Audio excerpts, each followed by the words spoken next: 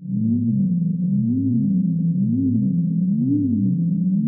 are listening to the oneofus.net podcast network. Hey guys, Chris here. Here's a shout out to all our subscribers. You're what keeps oneofus.net up and running. And we've got so much coming for you, including more video versions of the reviews and shows, commentaries, and, because it seems like a lot of you may not always check the front page, contests all the time for subscribers to win big prizes. Like right now, we've got the complete Twilight Zone on Blu-ray, up to win for one lucky Time Lord or above subscriber. And I'm doing this. I'm extending the contest date till the second week of February. More time to enter, more time to win, and new contests will be going live next week. Keep your eye on the front page of oneofus.net for regular new chances for us to say thank you to the subscribers who keep us running.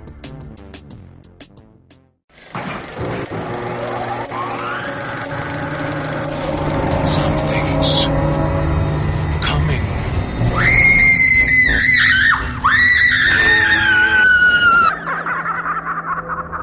Stand by. Hold on to your hats, here we go.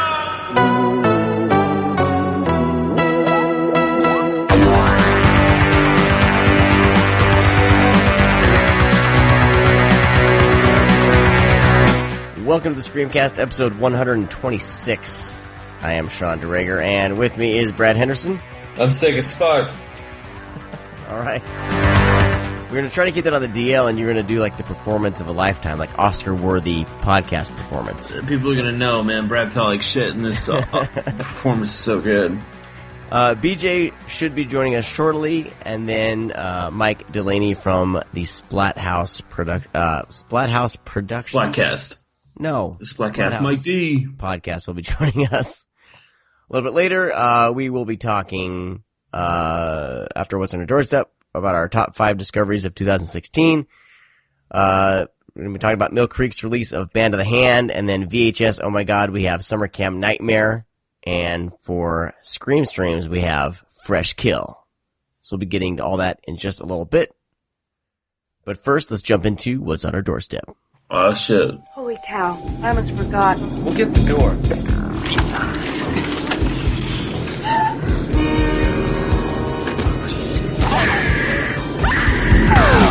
Oh, shit. Oh, man. You got some stuff? I got some stuff. I'm bringing up Letterboxd right now. Here's the cool thing, man. I haven't logged anything, and I don't have anything prepared. I don't have anything in front of me, so I'm just gonna fucking wing it. You know, it's surprising, because you'd think that, oh, man, Brad wings it all the time. But no, man, it's like, I usually have that stuff prepped a tiny bit. I got nothing. All right. I got nothing this time, Sean. All So, right. I have a handful of stuff, so I'm going to start. While you go, I'm gonna, try to think of something that I've seen recently. Okay. All right. First up, I saw Sinister 2. Piece of shit sequel. Moving on. Whoa, Sean. I mean, it's on a whole other level. It's not good. From the first one. I don't know. I don't know if it's that bad. So bored. Especially the beginning. I was just done with that movie. I thought it was a cool segue, man. I thought they did a good job of bringing back at least a main character and going from there. Well, that was cool, but then it just went nowhere. But I don't know. You know what? I didn't really like the end of Sinister. Once you see what's going on, and that left a bad taste in my mouth for the first film. Although I really liked it. So, guys, going into this one, knowing that, I just was kind of sour. Yeah, it wasn't nothing new. So, moving along, I finally finished up watching the Waxwork series. I watched Waxwork 2 on the Vestron Blu-ray. And it's okay. It was a lot goofier than the first one, and the first one was pretty damn goofy. But I kind of like the hop through time thing. It's a fun distraction. I mean, it's anything great. Dude, it's like Chud 2 and Return of the Living Dead 2. Yeah. They have those goofy fucking sequels. Yeah. But it was fun. Waxwork series is fun. First one's the best. And, the cast, though, dude. Drew Barrymore's in that shit. Fucking, Drew Barrymore's in Waxwork? In Waxworks 2, yeah, man. No, I would have noticed that. Nah, man, she's in 2, believe Bruce me. Campbell is. Yeah, Bruce Campbell. It's got a big cast, though, man. There's some other big people in that movie. And Bruce Campbell's super fun in it. Like he's on. I mean, yeah, he's got a big role, but yeah, Drew Barrymore. I don't even think she speaks in it. She's like one of the vampire ladies or something like that. Really? Yeah, man. I'm like 100% sure. Like, I mean, you're talking like you watch Waxworks one time. I've watched Waxworks 1,000 times. I'm just saying, and I have a big thing for Drew Barrymore. So, all right. Well, she's not credited. Oh no, she is. Holy shit! Vampire victim number 1, dude. There you go. Duh. I'll never doubt you again. Duh.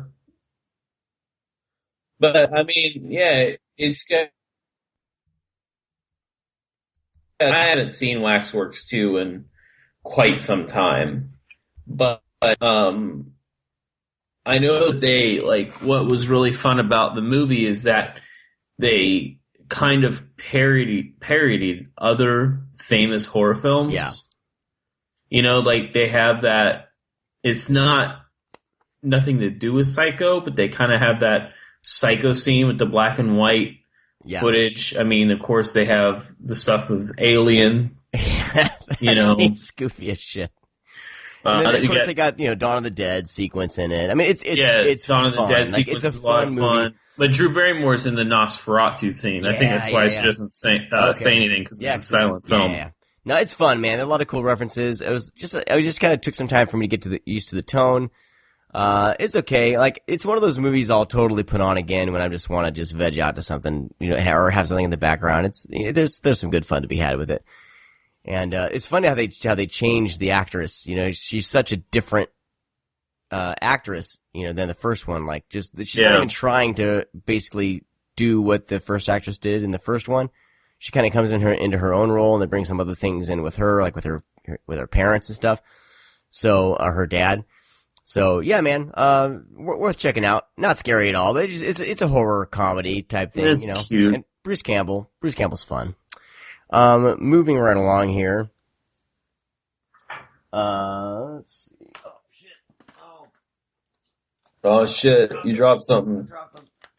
I got in a post-apocalyptic mood, so I have a whole bunch of Code Red post-apocalyptic flicks. They're Roger Corman's post-nuke collection. So I finally cracked those open because I got Blast Fighter recently and I want to watch that. So, and with all the whole political climate, I was like, might as well start watching some post-apocalyptic, 80s, action flicks, right? Just in case I need to know what to do in case the nuclear apocalypse does happen. But I finally watched Blue Underground's, The New Barbarians. We've talked about this in the past. I finally got around to finishing out the series by finishing this up. Honestly, I can't remember that movie at all. Enzo Castellari.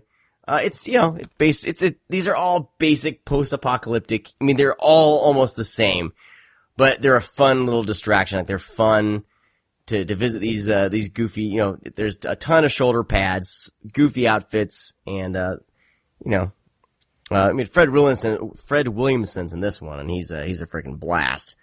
So that was fun to catch up on. The Blue Underground disc, of course, looks fantastic. And it has that part 3, like there's a Fred Williamson interview. I mean, through these 3 films, what they release? Bronx Warriors. Yeah. What else was it? I don't remember. They did 3 of them though. It's kind of a trilogy. Yeah. But there's some great interviews with Fred Williamson on here, so it's good stuff. And then I cracked open The Sisterhood from Code Red's Blu-ray. And, another basic kind of post-apocalyptic about a whole bunch of, women are basically captured and used to be as slaves or raped and all that kind of stuff. But there's this group that everyone's, rumored to be freeing all these women called the Sisterhood, and they have special powers. You got these two women joined by a third, kind of coming in because she's rescued by them, and then it's your basic kind of they need to rescue people from the barbarian type flick. But really, really cheesy. Chuck Wagner from Automan's in this. I think I have that one on Blu-ray. I haven't watched it in a while. Yeah. It's good post-apocalyptic goofball fun. And then I watched Equalizer 2000. And this one is the one where he has this really crazy gun that he constructs.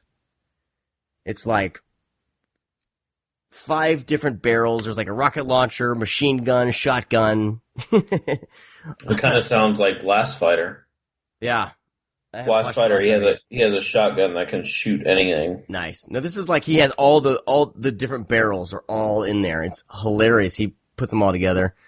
You know, a lot of gunfights, a lot of car chases, and you know these are all standard fares. They're all the kind of the same plot, right? You know, but I totally did these flicks. These look fantastic, and they're a lot of fun. What else do we got? I cracked open Shout Factory's Serpent and the Rainbow Blu-ray. I think I've talked about this movie before, but the Blu-ray looks great, and there's a really great documentary on it. So if you're a fan of The Serpent and the Rainbow, you will not be let down with this release. It's really good. I'm a fan of it, like the voodoo stuff, and have a lot of fun with this. There's a gag where like the snake, it's like this little like child as he's walking towards him, and she's like in this bridal little bride gown, and like it turns, and there's a gag where it's really an old woman, and then a snake shoots out at his face. Fantastic, looks great. And then finally, last one I want to talk about a little more. This is a recent film by Matteo Garrone called Tale of Tales, starring Salma Hayek, John C. Reilly's in it, Toby Jones, Vincent Cassel. And it's kind of this like weird dark fantasy. I think 3 or 4 stories kind of interwoven together. The first one is the queen, played by Salma Hayek. She's barren, she can't have children. But the king hears that if he slays this dragon and they harvest the heart and she eats the heart, if it's cooked by a virgin, she'll have a child. So that's kind of the first story it starts off with, and then she does have a child, and then the virgin also has a child. They're albino twins, separated at birth. Like these are just a couple stories.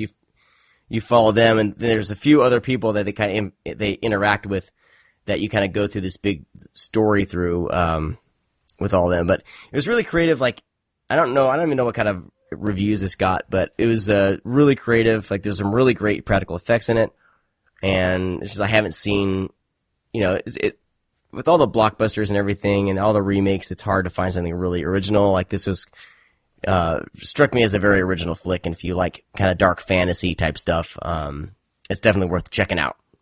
So. It played at Fantastic Fest, and no one fucking said anything about it. Like it played, and then you never heard any word that even anybody saw it. So it like completely fell off my list because it wasn't on there to begin with. Yeah. Because I think it was the world premiere or whatever. Yeah. And was like, okay, maybe that. And then after it played, you didn't hear anybody talk about it. It just kind of fell off my bat. Yeah, I don't know. I really liked it. I mean, it's not like it's like fantasy drama. Like there's a lot of stuff going on with it, and it's not, it's not like Game of Thrones or it's not super like crazy violent or crazy, epic, but it's just different enough that I really, really dug it. So, and everyone's really good. Like I like seeing John C. Reilly in different roles. I didn't really think I would, kind of get him as a king or whatever, but he does a really good job in it. As this kind of, cause he has this like sadness that he can't, his wife can't have children, so, but, it's good, man. Worth checking out. If you can rent it, I would say rent it. I think Shout Factory released the Blu-ray, so I don't know what kind of, like, they're kind of weird with like streaming rights and stuff. It's probably would show up on, if it's IFC. Is it IFC? No, it's just Shout Factory. So it'll probably end up streaming somewhere. I would imagine it's probably on Netflix, but on their website. Probably it could be on their website too, their streaming channel. Yeah, that's free, right? I think it is. Yeah. I dug it. So check it out if you'd like. Okay. And I think that's it. Is that it? My daughter and I watched Reign of Fire. I love that movie. Matthew McConaughey's great in it. That's all I got. Cool. What you got? I don't know, man. Well, I did watch that Deepwater Horizon, and I hate you for it. You suck. I mean, I don't feel good, so I'm just gonna say that was one of the worst fucking movies I've ever seen in my life. Wow. I watch a lot of fucking movies too. One of the most boring piece of shit I've ever seen. I didn't think that you could have a disaster movie. It's like so fucking boring. Like they bill Kurt Russell in it, but he's like in the movie for like 5 minutes. Spoiler alert! Stop. It's not really a spoiler alert. Like he's in it for a while. They just tuck him away. Like it's like, oh, Kurt Russell's on the ship. Cool, let's follow Mark Wahlberg. Just like very chaotic and like you don't care about anybody. And they try to have like the relationship between Mark Wahlberg and that one girl and that emotional moment during the climax, and it's just like no one's buying anything. That's a bit forced. And I tell you what, man, like, you know, I don't want a movie like when it gets all technical and shit. Like, at least try to bring it down to somebody's level that doesn't know anything about fucking drilling oil. Like, there's so much fucking tech talk, and it's so quick.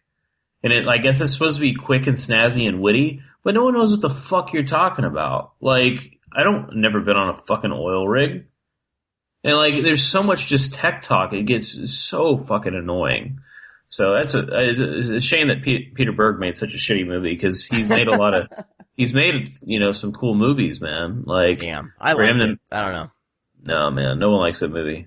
Is that true? Next up, I watched Warner Archives' The Black Scorpion. So basically, this fucking volcano releases these giant fucking scorpions. They just like attack the town. It's crazy, man. Like it's a pretty fun, man versus nature horror film from the 70s or from the 50s, and it's very like even like King Kong-esque. It's more than just scorpions that are large. So basically, these people are like dying, across.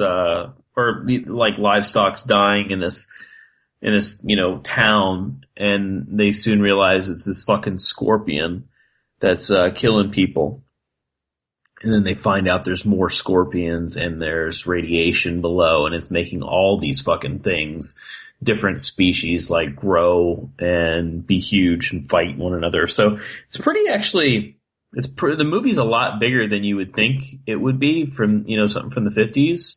But there's like a lot going on. I mean, it takes a while to get there, but dude, there's like fucking scenes like with fucking 20 scorpions. And they're fucking huge, man. Damn. Yeah, so it's pretty impressive special effects wise. I recommend it if you like, bug movies and shit.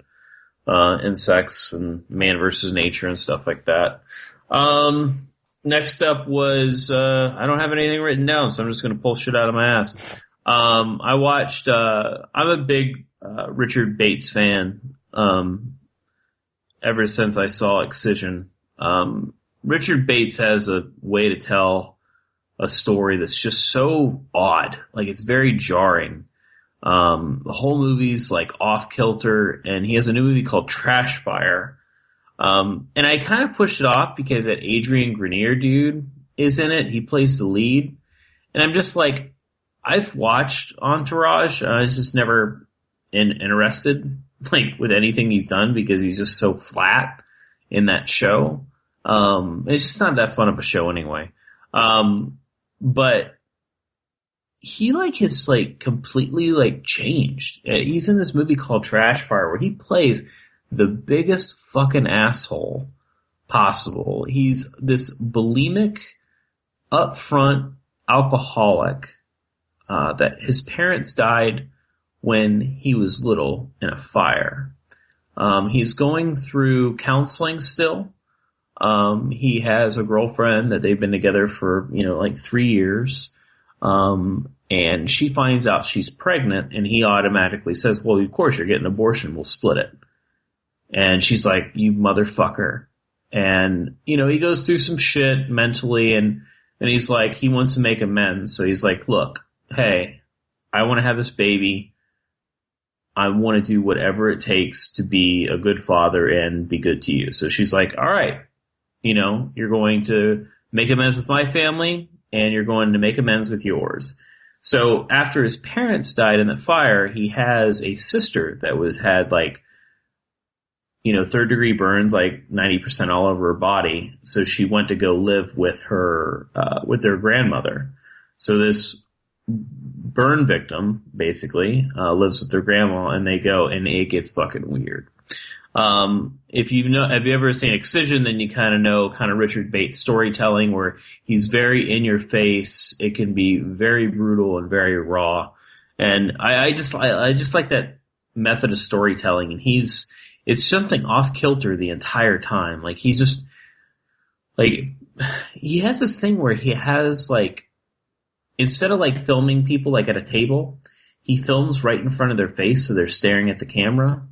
And there's like this overbearing music that plays, so it really like drills you. I think it's great. I think it's a great movie. It's going to be probably in my top like 10 for the year. Like I really thoroughly enjoyed this. Next up is a couple movies that I've mentioned over the past years. I guess you could say on the show. This movie called Krisha is out on demand. A24 picked this up, and they just kind of slapped it on demand and then never gave it a Blu-ray release. A24 is a huge company right now. They're putting movies out left and right, a lot of independent cinema. Well, they picked up this low-budget indie that was played at South by Southwest, like 2014, 15. It is a family drama. But the guy that made it's his first film. You could tell this dude is obsessed with fucking horror films. So he tells this story. It's straight a family drama about mental illness and alcoholism. But man, it's fucking scary as shit. Because, like, he tells a story and his visuals and everything else is just so intense. During the film, like you're on the edge of your seat and you don't really know the reason why the fuck you're on the edge of your seat. Just a great storyteller. It's a very great movie. It's super tense. So definitely go check it out. And then another one I saw at South by Southwest, I think I saw it last year. It's finally hit on demand. Another film that just got shot on demand, no DVD, no Blu-ray that I can see yet, was Pierce Brosnan's son made a movie. His name's Sean Brosnan, or Scene Brosnan. I don't know. Does anybody ever call you Scene? Yeah, they're being dicks when they do that. So anyways, you know, when I was at South by, there's this, you know, Sean Brosnan made this movie as like, who the fuck is Sean Brosnan? And they're, oh, it's Pierce Brosnan's son. Pierce Brosnan produced this movie. And I'm like, ugh. You know, it does not sound like something that is up my alley. And it was like a midnight movie. I was like, oh God. So it's called My Father Die. I talked about this at the festival. Dude, this movie fucking kicks so much ass. I watched it again. I bought it when it came out on demand. Man, it's such a fucking good movie. It's this Hicksploitation like flick. Like it feels like it's from the 70s. It's really grimy. It's really filthy. It's really dirty. That's kind of repetitive. I'm sick. Forgive me. But it's just so like fucked up. Like it's these two brothers that are, you know, like total backwoods, you know, kind of that just filthy lifestyle. It's two brothers that just truly love one another. And he's trying to take care of his older brother's trying to take care of his little brother.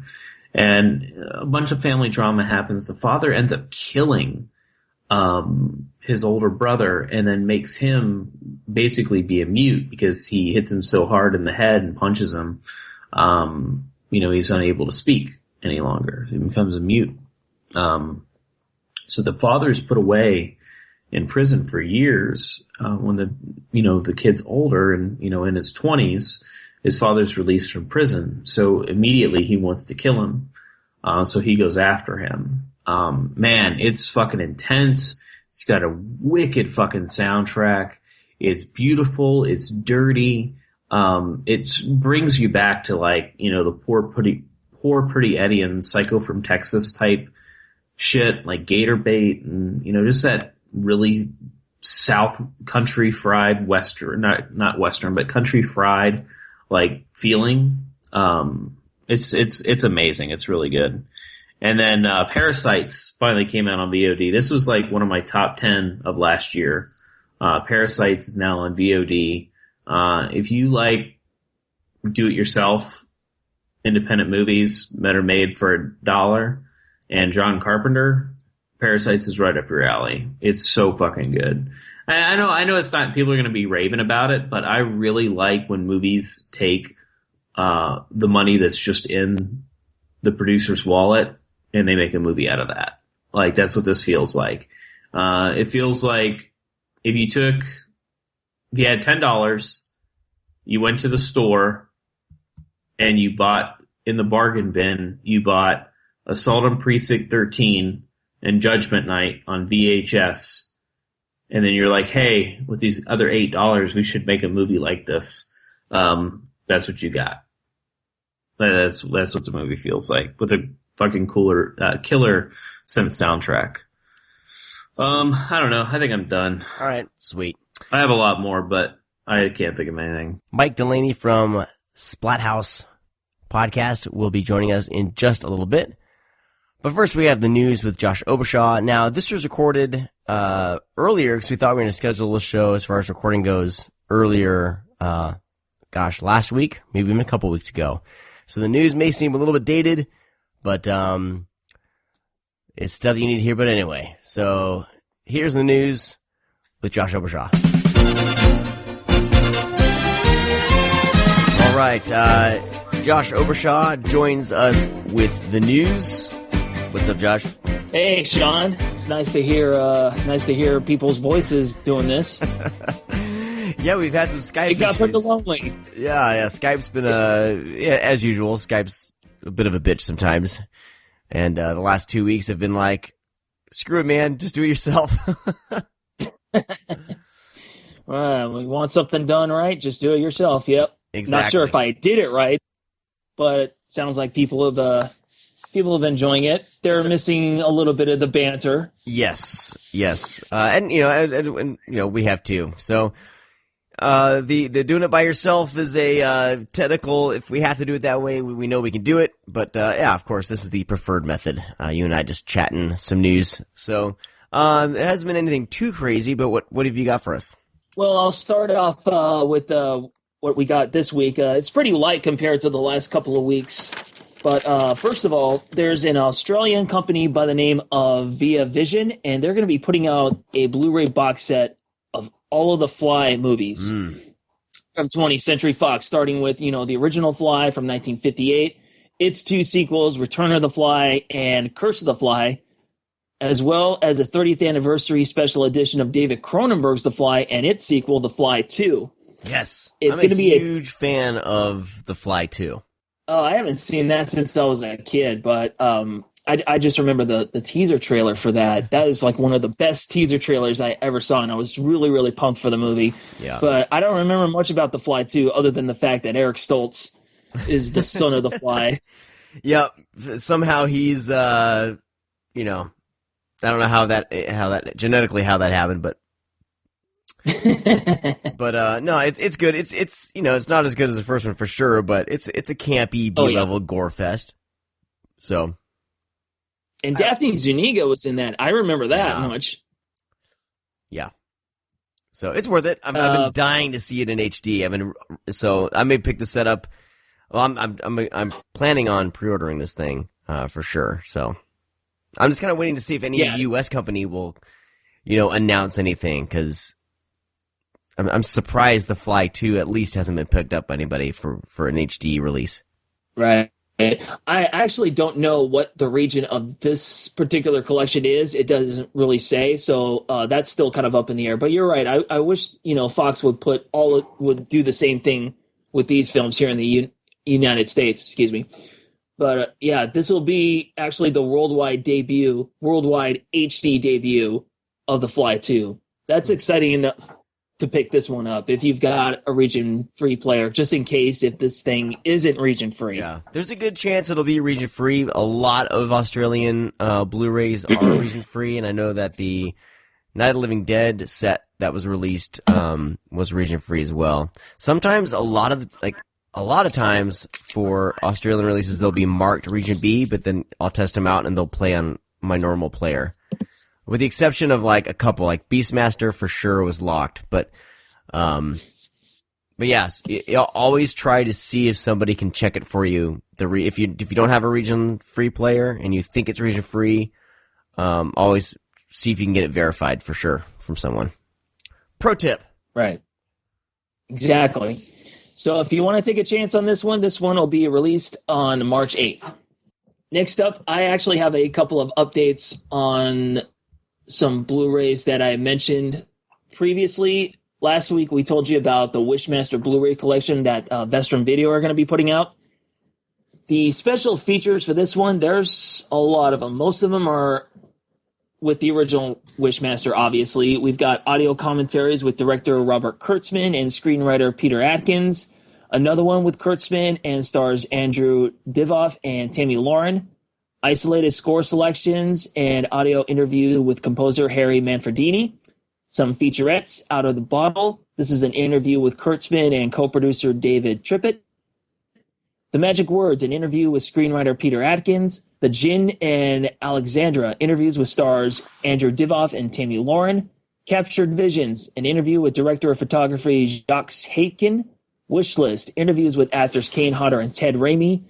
And also some vintage featurettes. And there's also trailers, spots, galleries, teaser and theatrical trailers, TV and radio spots, storyboards, and still galleries. There's also a behind-the-scenes footage compilation as well. The other movies, really light on the bonus features. There's an audio commentary with writer-director Jack Shoulder on Wishmaster 2. There's an audio commentary with director Chris Angel and some of the cast members on Wishmaster 3. A vintage featurette on Wishmaster 3.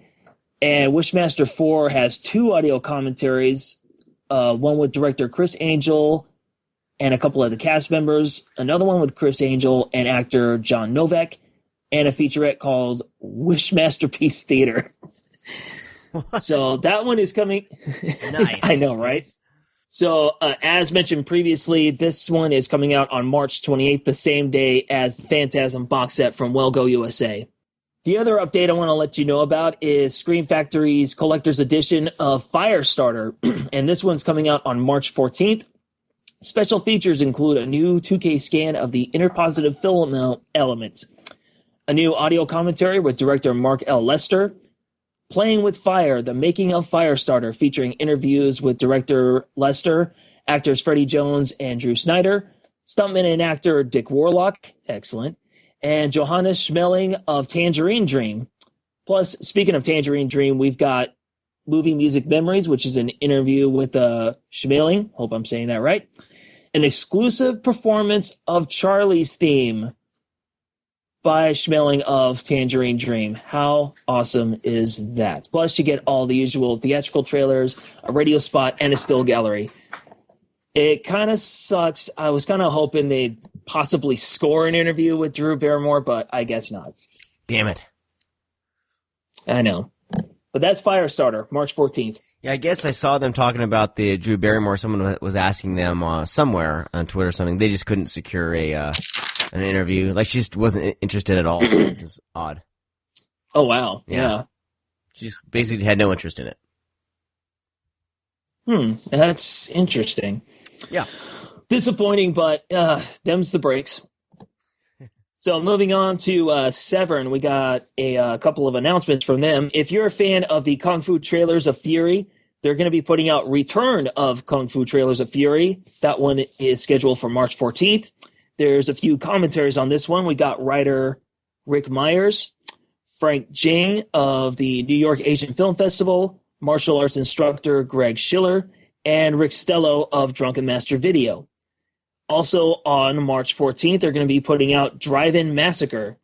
And the extras for this one include a commentary with director Stu Siegel, Drive-In Days, an interview with star and co-writer John F. Goff, Norman Sheridan recalls Drive-In Massacre, and also Making the Massacre. This is an interview with Siegel, or Seagal. Not sure which is the correct one. But it also includes a trailer. So, yeah, more good stuff from Severin.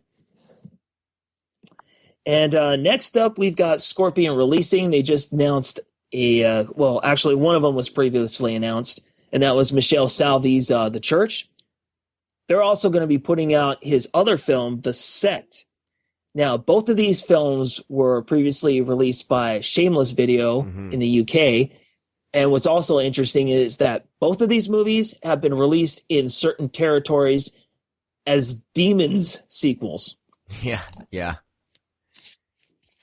I want to. Is it Scorpion or is it Code Red that's putting this out? I mean, they're brothers and they're kind of working, side by side right now with their site Ronin Flicks or whatever. This is Scorpion. Scorpion, okay, nice. I ordered something from that website, but it still hasn't shipped. Oh wow, the Ronin Flicks. So it sounds like it's still. Whenever you would order from Code Red, that site, whatever that was,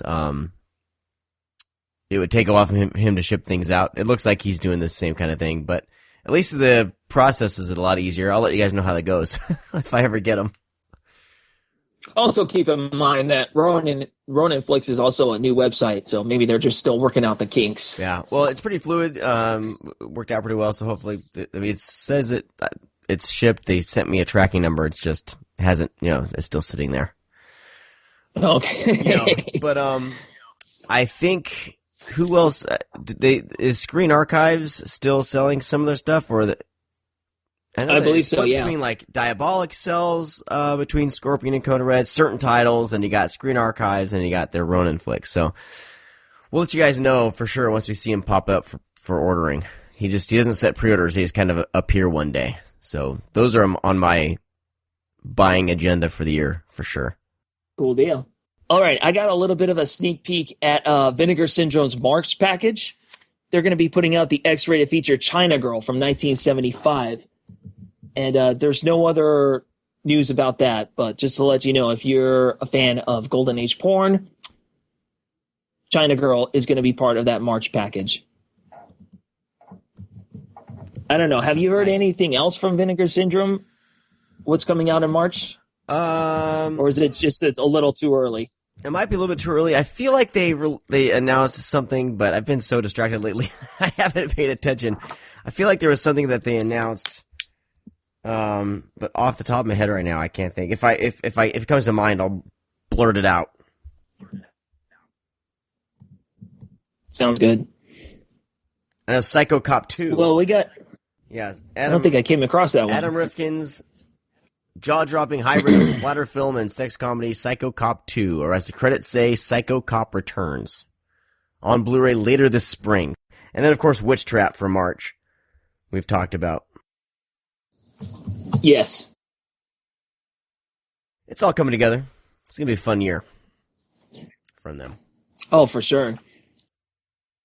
And finally, we got some Code Red news. We have the final list of extras for their upcoming Blu-ray release of Beyond the Door. Meh. There's only one new featurette, and I believe that is the new interview with actor Gabriel Lavia. Other than that, it's all the same extras from the single disc DVD that Code Red put out. We're not even going to get a better quality transfer of the U.S. cut, because I actually prefer the U.S. cut. That was the first version of Beyond the Door that I saw.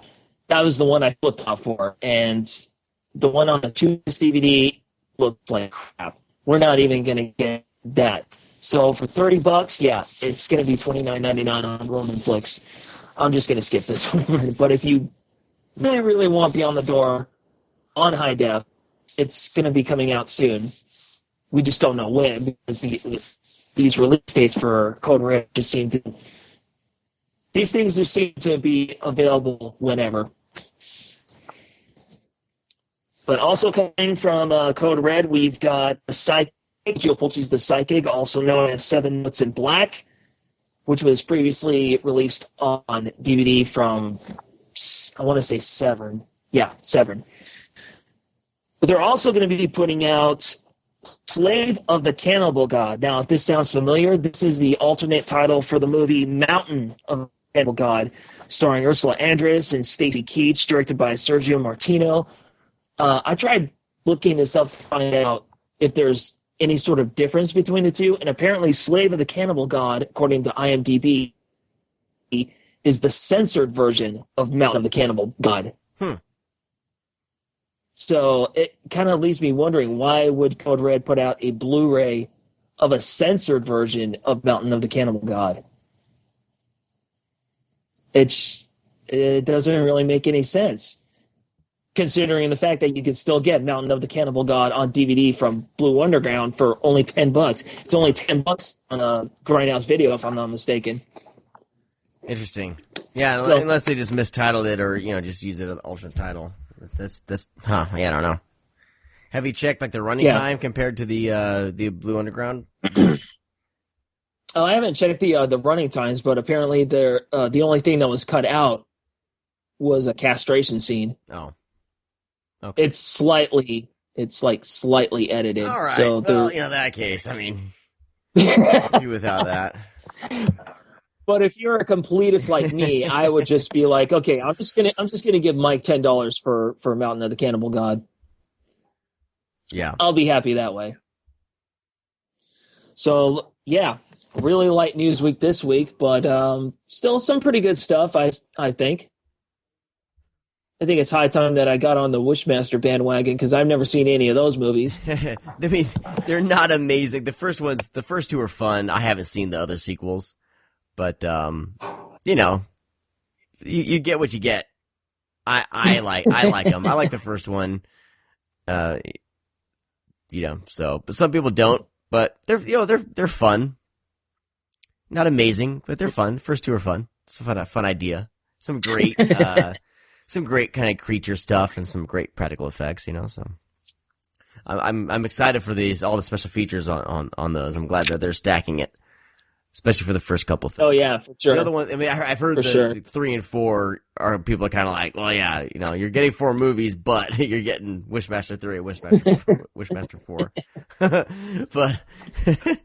but I'm excited for the set. It's fun to check out even lesser works, especially sure. in movie series. All right, man. Anything else, or are we all good? We're all good. That's all the new news that I have.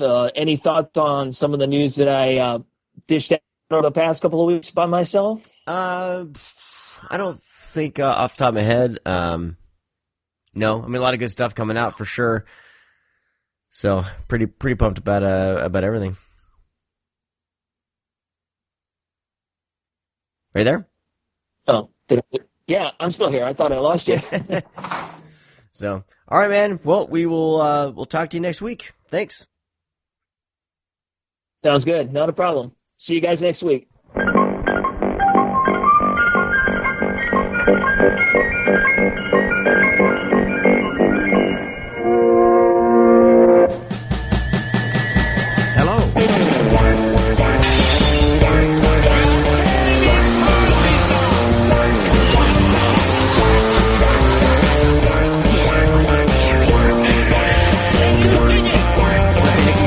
All right, so Mike D joins us from the Splathouse Podcast. Mike D's in the house. What you gonna do?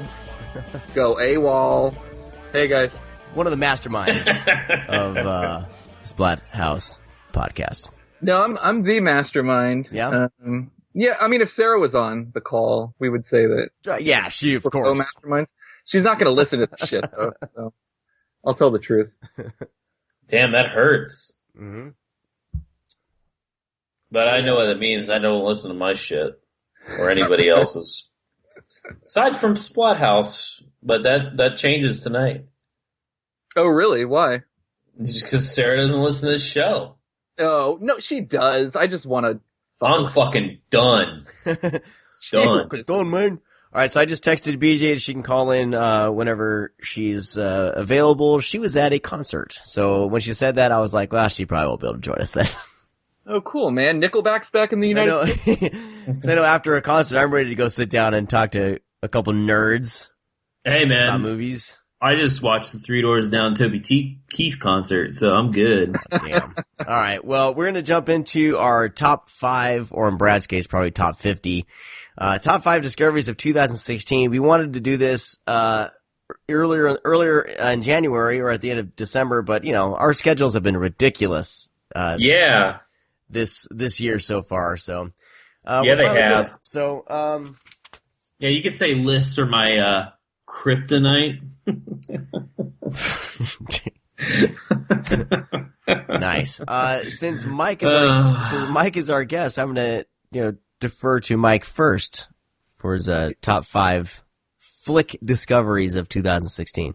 Now these are movies that maybe you... Yeah, people need to give the fucking parameters of fucking lists, Sean. These are movies that you may have missed years prior, you just discovered. They don't have to be out so that they're year new to you. New to you. So, but they can't be released in 2016 because that's dumb. Yeah. Then it is in your top 10. Looking through my list to make sure that I'm good. If it's 2015, I'll let it slide, and it has to be like a really fucking cool ass movie, though. Oh, okay. All right. Nope. No pressure. Are we good to go? We're good to go, man. All right, let's do it. What you got for us? Yeah, the first one I want to bring up is actually one of the newer ones on my list. It's from 2014. It's Patrick Brice's Creep, a movie I was really interested in seeing at the time, but it just kind of escaped me for whatever reason. But my buddy Jim Rock that works on Splathouse with us, he's one of the producers and sound editor. We were in the studio one day and I'm like, hey, we should do a newer movie. And he goes, oh, my friend made a movie. And I'm like, oh, that's cool. Like, who's your friend? What movie did he make? He goes, well, he made this movie called Creep, and he also made this other movie called The Overnight. And I'm like, oh, holy shit, your friend is Patrick Brice? Like, where do you know him from? It turns out they're old childhood friends, and it was just kind of serendipitous that there was this movie I was really interested in. But I got to watch it this last year as a found footage flick. I loved it as a extremely dark comedy. I loved it. I thought Patrick did an amazing job, kind of as the surrogate audience member in the film and as a director and writer, holding his own against a really creepy Mark Duplass. But I know that's a newer one, but a discovery from last year that I got to make a little bit more personal by featuring on my show.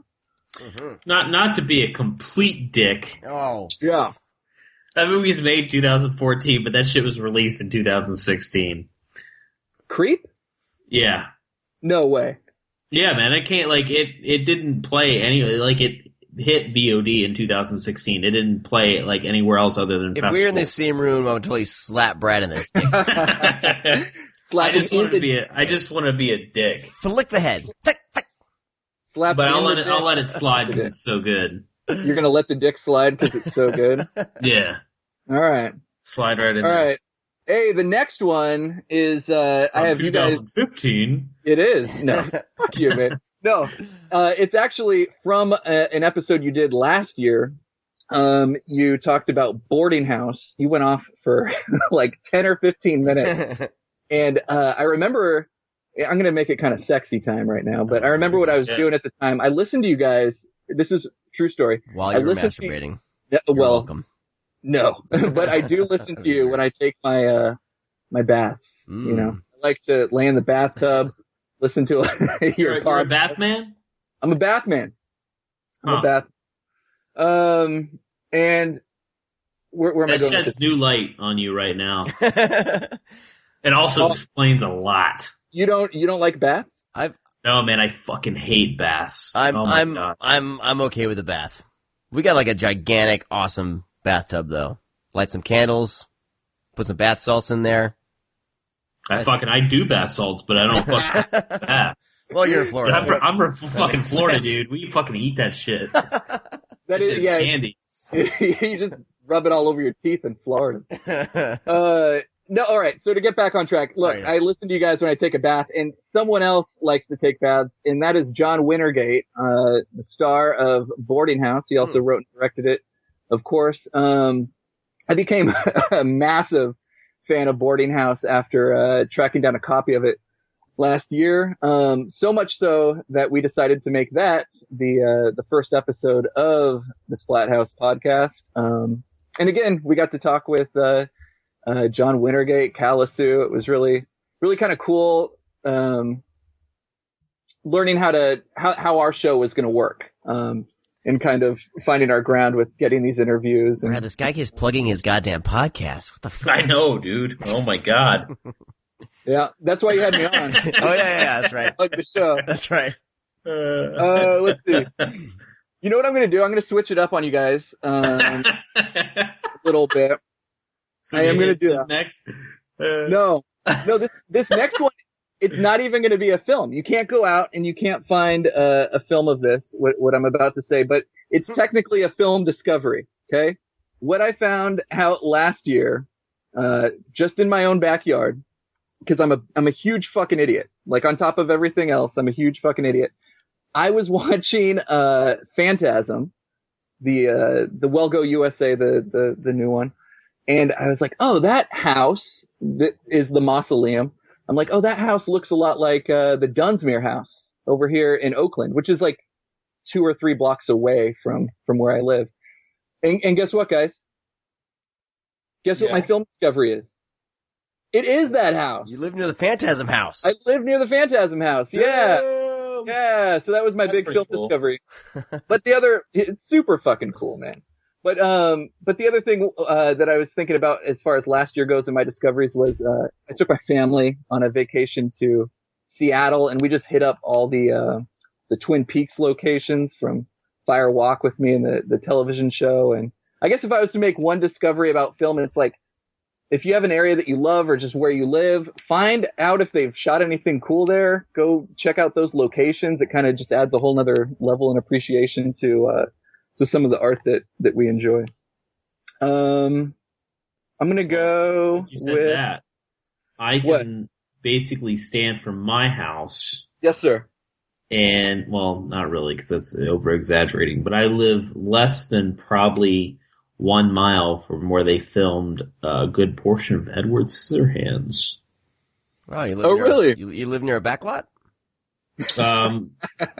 No, it was like this plaza that they're at, I guess. Okay. I've only seen the movie like 0 times, so mainly because it's a Tim Burton movie. I've seen clips of fucking Edward Scissorhands, but I can't. I'm a fan. I like. I can't do it. But yeah, there's apparently like a shopping plaza scene in that movie, and that's where our like one of our big grocery stores here in Florida. We have a thing called Publix that's pretty large, and it's in the Publix. It's called Southgate Shopping Center. Fun Very fact. cool.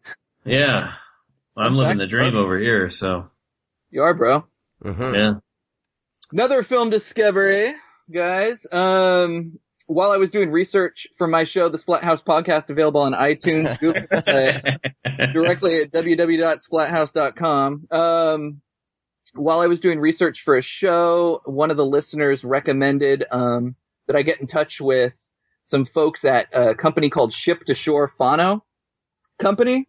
They do vinyl movie soundtracks, and that really got me thinking about your show that you guys did last year where you featured Mondo Death Waltz recordings. Oh yeah. Oh, you're the only one that ever talked about it. Oh, really? Yeah, it's the first. No, we didn't have a good response on that show. Oh, I fucking loved that show, and I actually went down and grabbed some of those vinyls from one of the local bookstores here in Oakland. Nice. Yeah, I loved that show. It inspired me to buy more soundtracks on vinyl, which is great for my collection, but not for my wallet. But I found Ship to Shore, and the reason why it was being recommended that I talk to him is they were the comp that did the soundtrack for Manos: The Hands of Fate, based on the restoration that was done recently. So I guess another discovery would be just find the soundtracks that you love to films, find them in their most like pristine quality, their greatest presentation.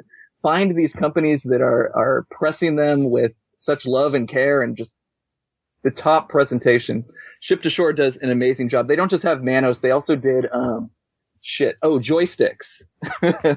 They have a great edition out of Joysticks, and they also have God, I don't think it was. Didn't they do the fucking, like, they released the soundtrack to Outrun, the fucking video game? Yeah, they did Outrun and Class of Nukem High. That's the one that I couldn't think. Yeah, they're great. And they were on our Manos episode, which you could get on Google Play, iTunes, Stitcher. We're all over. God. Yeah. Do you have any movie discoveries? Is that that's what this is? Yeah, that's why I started with 2 of them, and then I did 2 that weren't movie discoveries, and now I'm going to do a 5th one, because you told me to count to 5, so that's what I got. I got number 5 right here. My 5th one, hey, I love this. Let me, there's such a great artist community out in Oakland. You probably heard about it a lot in December when there was the tragic fire, and the national news was all over Oakland talking to the artist community out here. But one place that's not too far from Oakland always has these great rummage sales where you could go pick up some posters, VHS, tiki cups, whatever. And I picked up a tape there last year. I paid way too much for it. It was a VHS tape that was $5, and the gal who sold it to me just, I don't know, she just priced it wrong or something, but it was water damaged. $5 for a fucking tape. No. But this one was like fucked up, and I'll get to it in a second. But it's like water damage. It had mold all over it and shit. But I finally got it cleaned off, and I put it in my shitty deck. But it's this movie from 1978 called Teen Alien. Have you heard of this one? Nope. Directed by a guy named Peter Semelka. This thing, I think it was just shot out in, I can't find too much on the film itself. I think it was just shot out in Utah. I think it starred a bunch of community theater actors or like regional radio show contestants or something, like complete amateurs. But it's a super fun haunted house movie about these kids that want to build they call it a spook alley in this mill. So they had a couple great sets and access to this really amateur cast, and it's just really fun do-it-yourself filmmaking. Has all the tropes of a bad 70s movie, like a Charles Band type production of like Laser Blast or something like that. It has really over the top narration exposition at the beginning. It has a really goofy question mark at the end, title at the end. It has a fat guy in a gorilla suit. It has everything. There's a fucking Rolls Royce in it for no good reason, but to show that they have like a ridiculous, access to this car. But that one's a lot of fun. You had a gorilla suit. Yeah, a lot of fat jokes.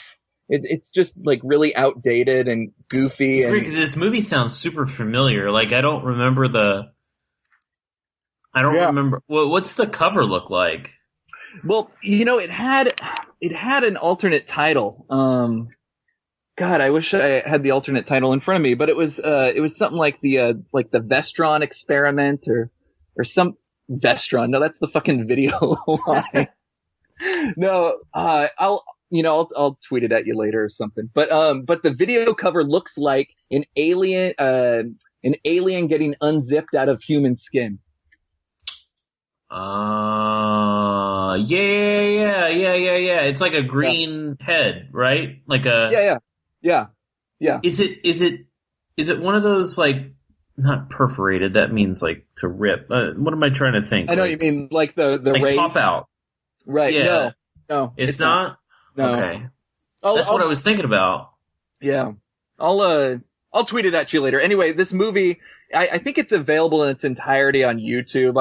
I'm sure there's public this domain. movie sounds super fucking familiar right now, and I think it's one of those movies that I saw when I was very, very, very young and then completely forgot about, and you just like triggered something. Yeah, it was released. It says theatrically in 1978, but all the videos I found are like 1987, 1988. So it would have been on the shelves for sure when we were younger. But this is one that I think is perfect for what I like to do over at the show Sarah and I run. But I can't find anybody that's ever worked on it. And we like to get interviews or at least participation from someone who knows something about the film, but I can't find anybody. So if you're listening to this and you know anything about Teen Alien, hit us up and we'd love to talk to you. So that's 5. Do you want me to keep going? No. Thank you. Brad, did you whittle your list down to 5 or you 500? I'm being serious too, so there we go. Let me get it to Brad's 500 real quick. I only need 500 minutes. No, man, I only got 5. What you got, man? So in the Teen Alien, they dress him up, right? You still want to talk about Teen Alien? Well, I'm trying to think. Like they dress him up like in a jock outfit, right? He looks like a regular kid for a while. And then then he becomes like this alien. But he wears like a football jacket, right? Yeah. That's the cover too. He's in the football jacket. Ah, man, shit! I know this fucking movie. Yeah. No, it sounds like you do. Yeah, shit, man. I'm gonna have to research that after probably tomorrow. I'm trying to think All right, yeah, moving along. But anyways, yeah, it's like I'm starting to get all like nostalgic. So it's like, oh shit, I totally fucking remember this movie. Top 20 discoveries for 2000. Sean's not laughing. He's like, oh, you motherfucker. It's my fake laugh.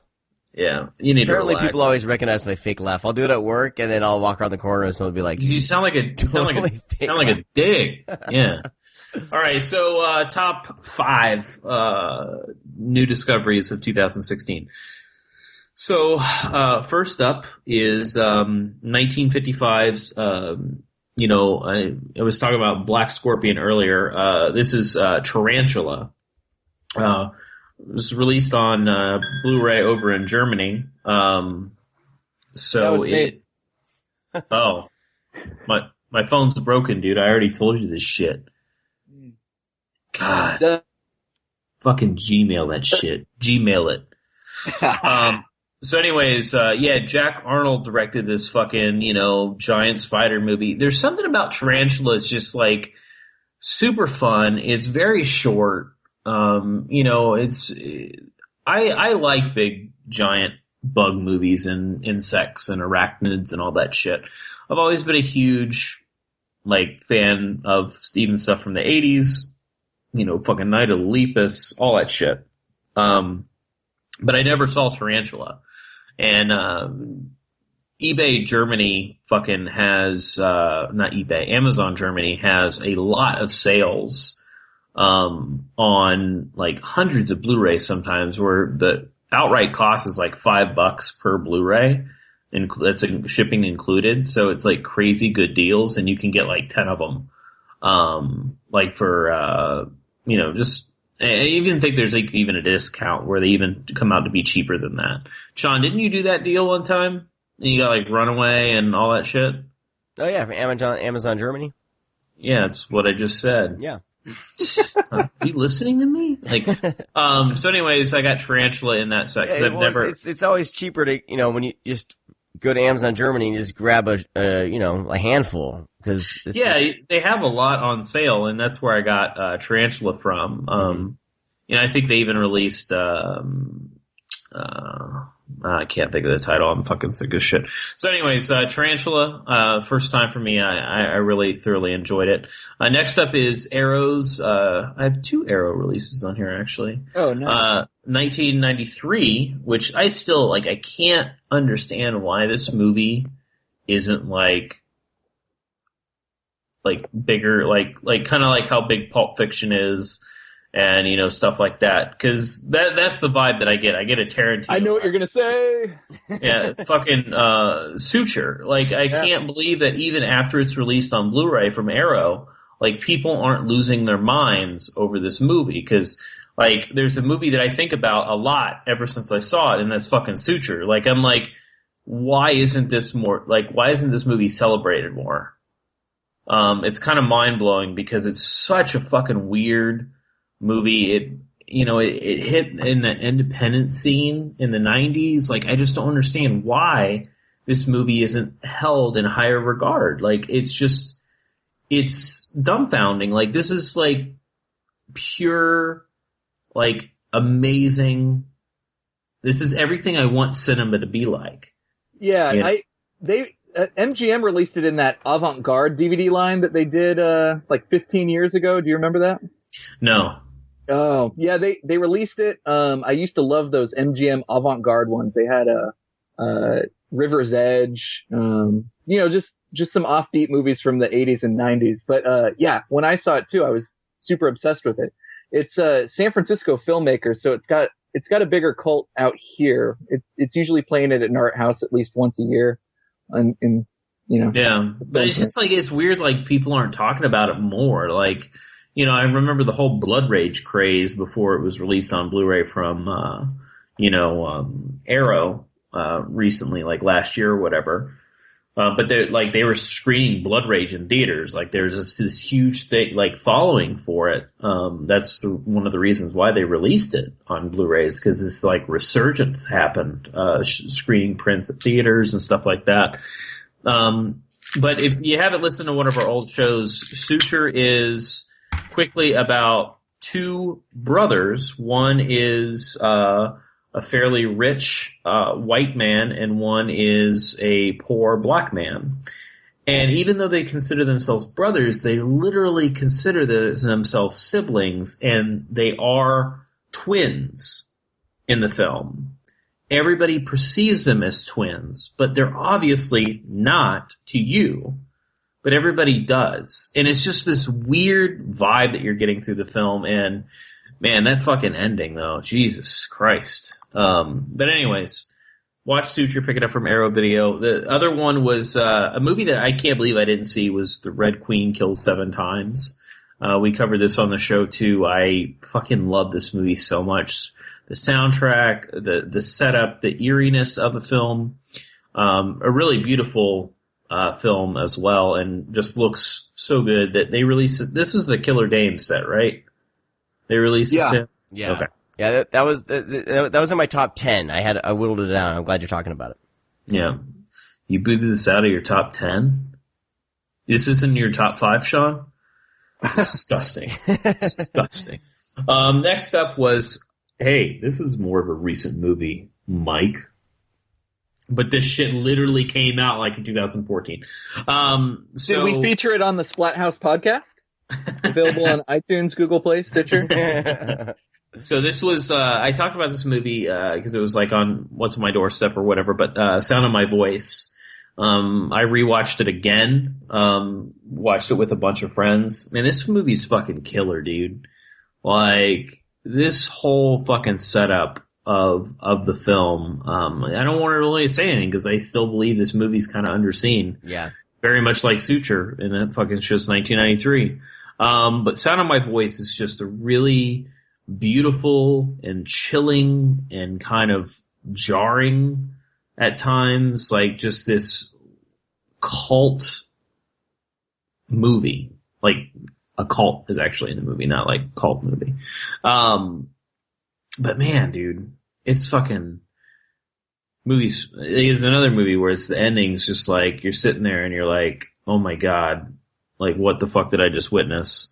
And watching it again, even though you know, like, kind of what's happening, it's still, and you know how I said, I don't know if they mention it. They do mention it in the movie. They do mention the daughter. I'm sorry, not mention the daughter. They mention, her. They say it's her. And I was like, holy shit, they actually do say it's her.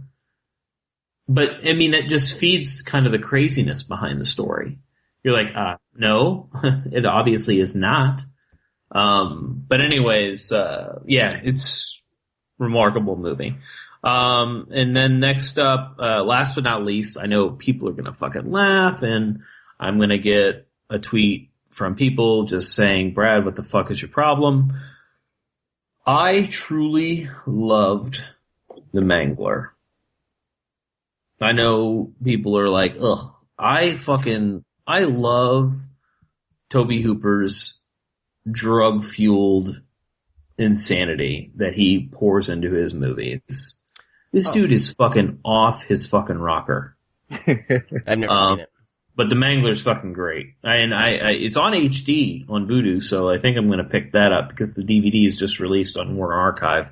This shit is HD on Vudu, so I think I'm going to pick that up because it's like that wet, like gothic looking, like kind of like Dark City is in a way, but like kind of industrial rather than kind of I guess more or less new age gothic like Dark City, but kind of that 90s wetness, like Split Second and shit like that, where everything's like for some reason Like there's a like, leak well, everywhere.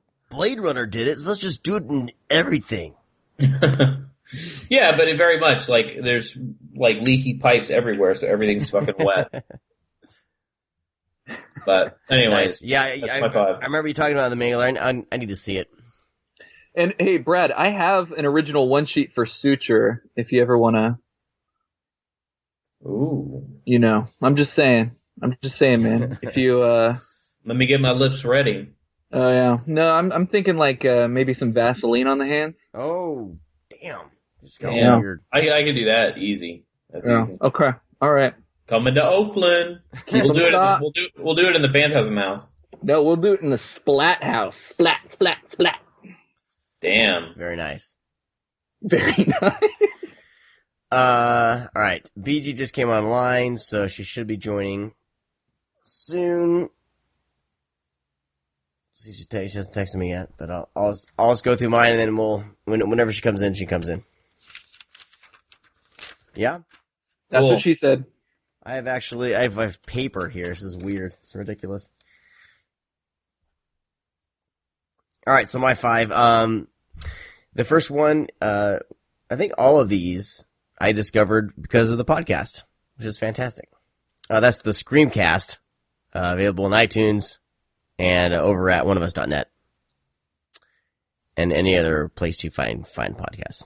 Yeah, you're getting better at that, buddy. Good job. The first one was Ken Russell's The Lair of the White Worm. I actually discovered Ken Russell because of Brad. You're welcome. Well, we did what, Crimes of Passion, right?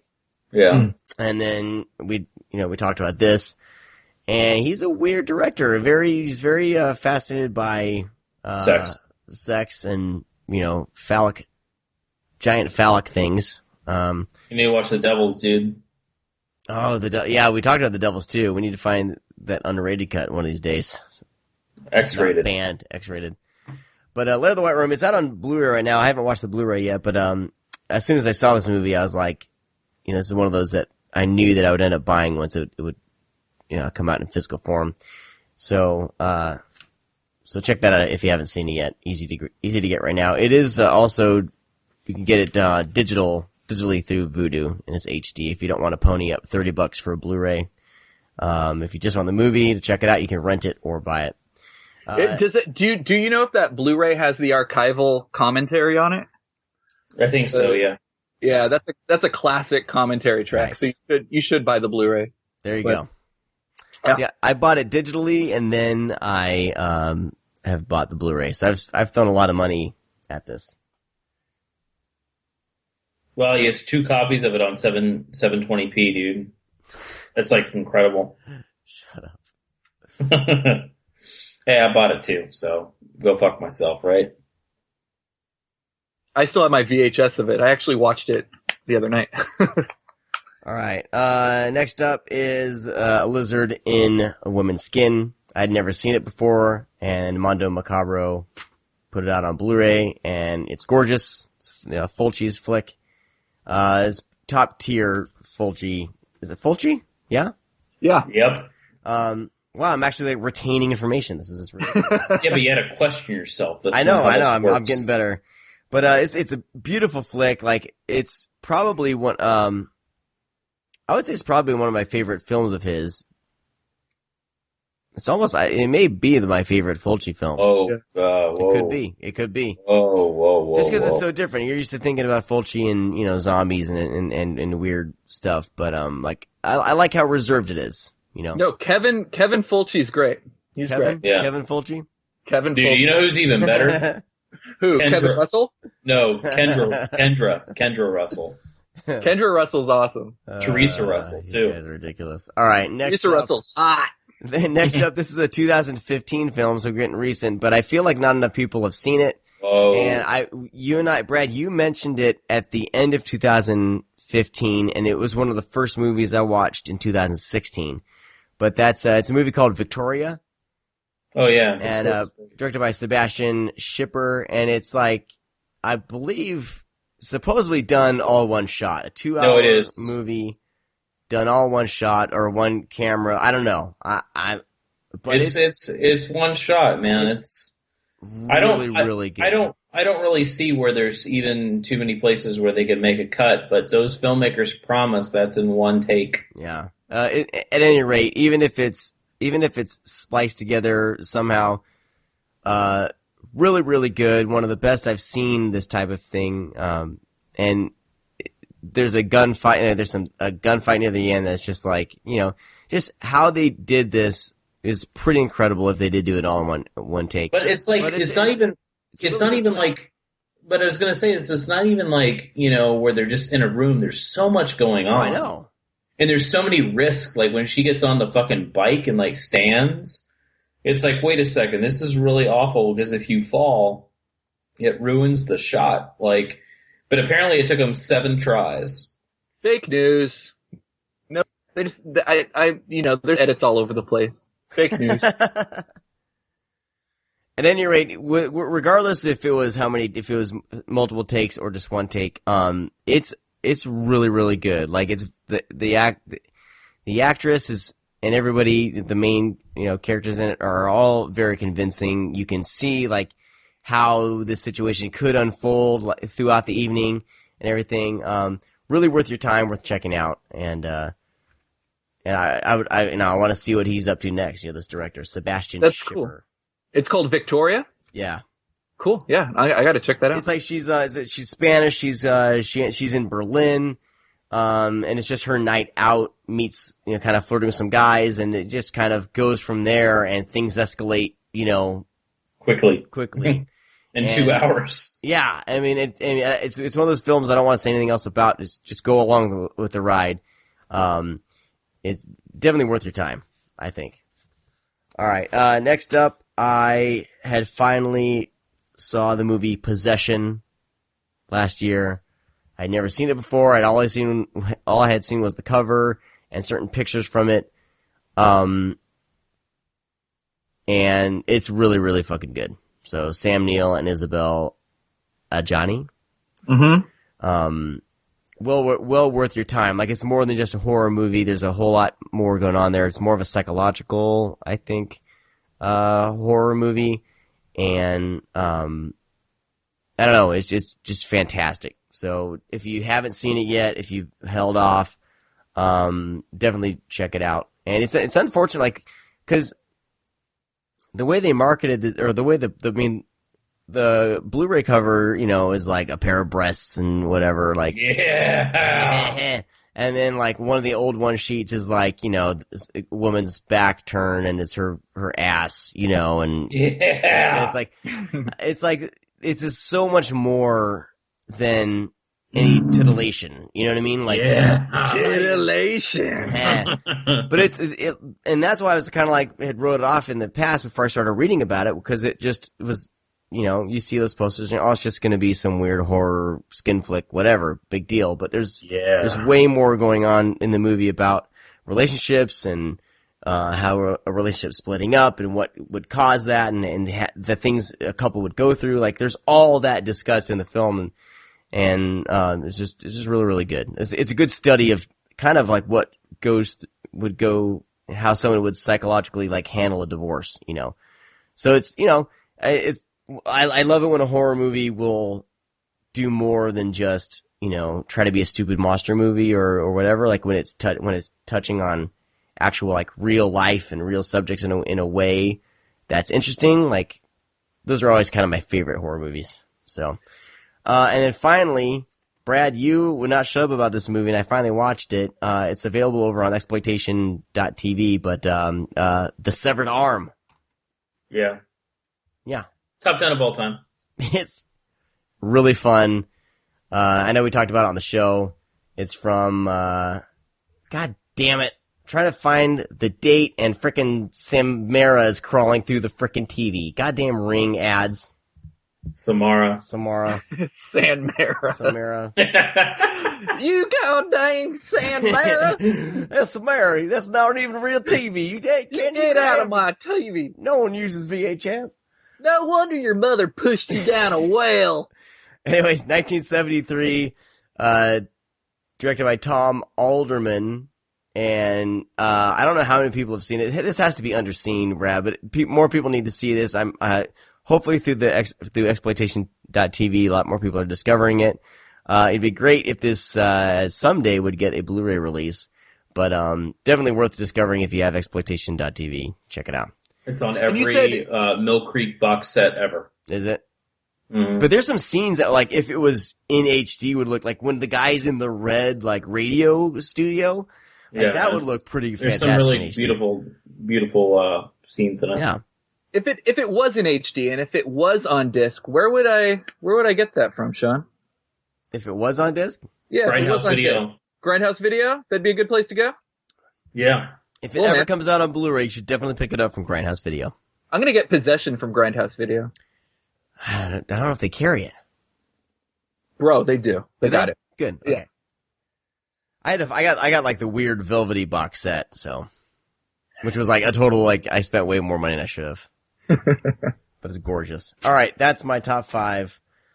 BJ for some reason doesn't have internet, but it shows that she's on Skype. Hold on one sec. I'm texting. I'm almost dead. Almost threw up. Dude, we got so much more to talk about. Yeah, I know. I'm not gonna make it. You got to make it. You have to. No, I'm gonna bail out early. You're the only one who's seen all these films. Yeah. All right, here we go. Moving right along. BJ's having some technical difficulties with her internet because of Ohio. Is it Ohio? She's in Ohio, right? And frickin' snow. Ohio. But if something happens and she's able to connect, we'll bring her in.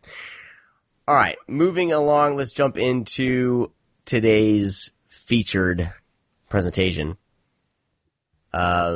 Mill Creek released a Blu-ray of Band of the Hand.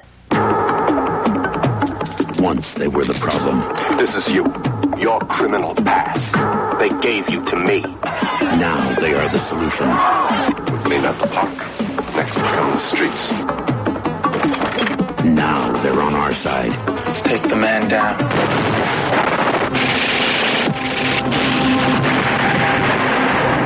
Band of the Hand. Rated R. Starts Friday at a theater near you. This is, 1988? 86. This is like, it's funny because I saw the cover of this and everything and started watching it and I'm like, this feels like Miami Vice. It would take place in the Miami Vice universe. And then it's from like, was it from the producers of Miami Vice or something like that? It was fucking produced by Michael Mann. Michael Mann produced it, yeah. Goddamn. Because I was wondering, I was like, oh. So yeah, it feels like a Michael Mann flick for sure. But directed by Paul Michael Glaser. It doesn't feel anything like a Michael Mann movie. No, but it feels Michael Mann-ish, like, I don't know, like in the frickin' Miami Vice Manhunter days, you know what I mean? It totally fits, the characters and everything. Maybe it's just the clothes and everything and being in Miami, but. Well, also the soundtrack, but I'm sure we'll get to the soundtrack a little bit later, but yeah, the soundscape definitely sounds Michael Mann. Yeah. Mannish. It's mannish. Manly. Mannish. So the plot of Band of the Hand is you have a handful of juvenile delinquents. Oh, here we go. When you do plots, I love it. Are they in a real prison, or is it like a juvenile delinquent prison? Like they're in prison or something. They all get let out, and no, it's like a JD facility. Okay, all right. I don't have, I'm not familiar with those types of facilities, so I don't know. So their time at the delinquent facility is done. They get let out and end up being trained out in the marshes of Florida by Stephen Lang. Survival skills. And then they use those skills to,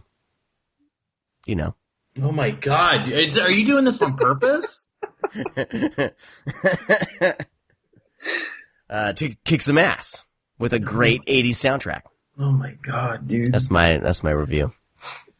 That's not a review. That's That's my synopsis. I do that to Jim on our show too. He takes 9 hours to say like 3 sentences about like what a fucking movie's about.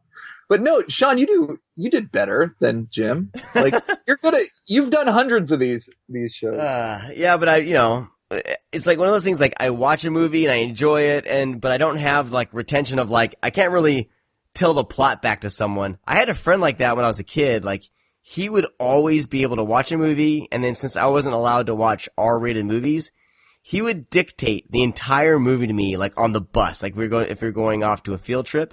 Yeah. He dictated the entire movie of RoboCop to me, and then I eventually saw RoboCop, and it was word for word. Like I guarantee you, this guy probably has a podcast right now where he just, those podcasts where all they do is just tell you the whole movie. Right. This kid did it on a bus ride of RoboCop. It was amazing. Yeah, I work at a middle school and high school. I'm a teacher, and I'll overhear kids in the same situation that you just described. Kids that can't watch like the R-rated movie or whatever, and you'll hear one kid describing it to another, and I would have seen the movie, and I'm still like, what the fuck is this kid talking about? It sounded a lot like your description of Band of the Hand. I'm sorry, Brad, how would you describe Band of the Hand? A bunch of fucking kids kick ass in Miami. Okay. All right. You gotta mention Stephen Lang, man. You got young Stephen Lang. Here's the thing about Band of the Hand. Survivalist. You don't have Stephen Lang. You have Native American Rambo. It's true. That's really funny because it's like, wait, that's Stephen Lang. That's not Billy from Predator. So I'm really excited that people are going to get to see Band of the Hand because I thought this was one of those movies that everybody has seen. Like, this movie played on television fucking constantly. Like, I grew up with Band of the Hand, so, then I'm, watching, and it's like, wait, no one has fucking seen Band of the Hand. This is fucking crazy, because I remember this being on television all the time. Like, this was a kid's movie. Kind of. That's what this movie felt like. Was that regional, though, because you grew up in Florida? Maybe? No, I just felt. Are you saying it was just played on television because of that? Yeah, what was it? Like a local affiliate that would play it? No, I'm just saying like fucking USA and fucking TNT and shit. I remember watching Band of the Hand growing up. Same thing as Legend of Billie Jean and The Breakfast Club. It was just that type of movie. Yeah. So it's really shocking that a lot of people haven't seen it because I was like, okay, this is when I was announced, I was like, oh, okay, cool, another classic. But a lot of people haven't seen it, so it's kind of cool that people will get to see this 720p Blu-ray and super cheap too. I mean, yeah, Mill Creek, people. You can't ask for much.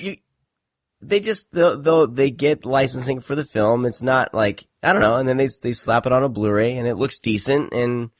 They keep the price super low. So it's they were sending me review copies. I stopped asking for review copies because I was like, I'll pay $6 for this. Yeah, they're always super cheap. I'm not going to worry about having them send me out review copies for these because I'll gladly support those releases with my money for sure.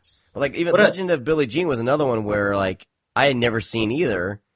And I don't know how that movie eluded me either. Like, how did these movies elude me in 1986?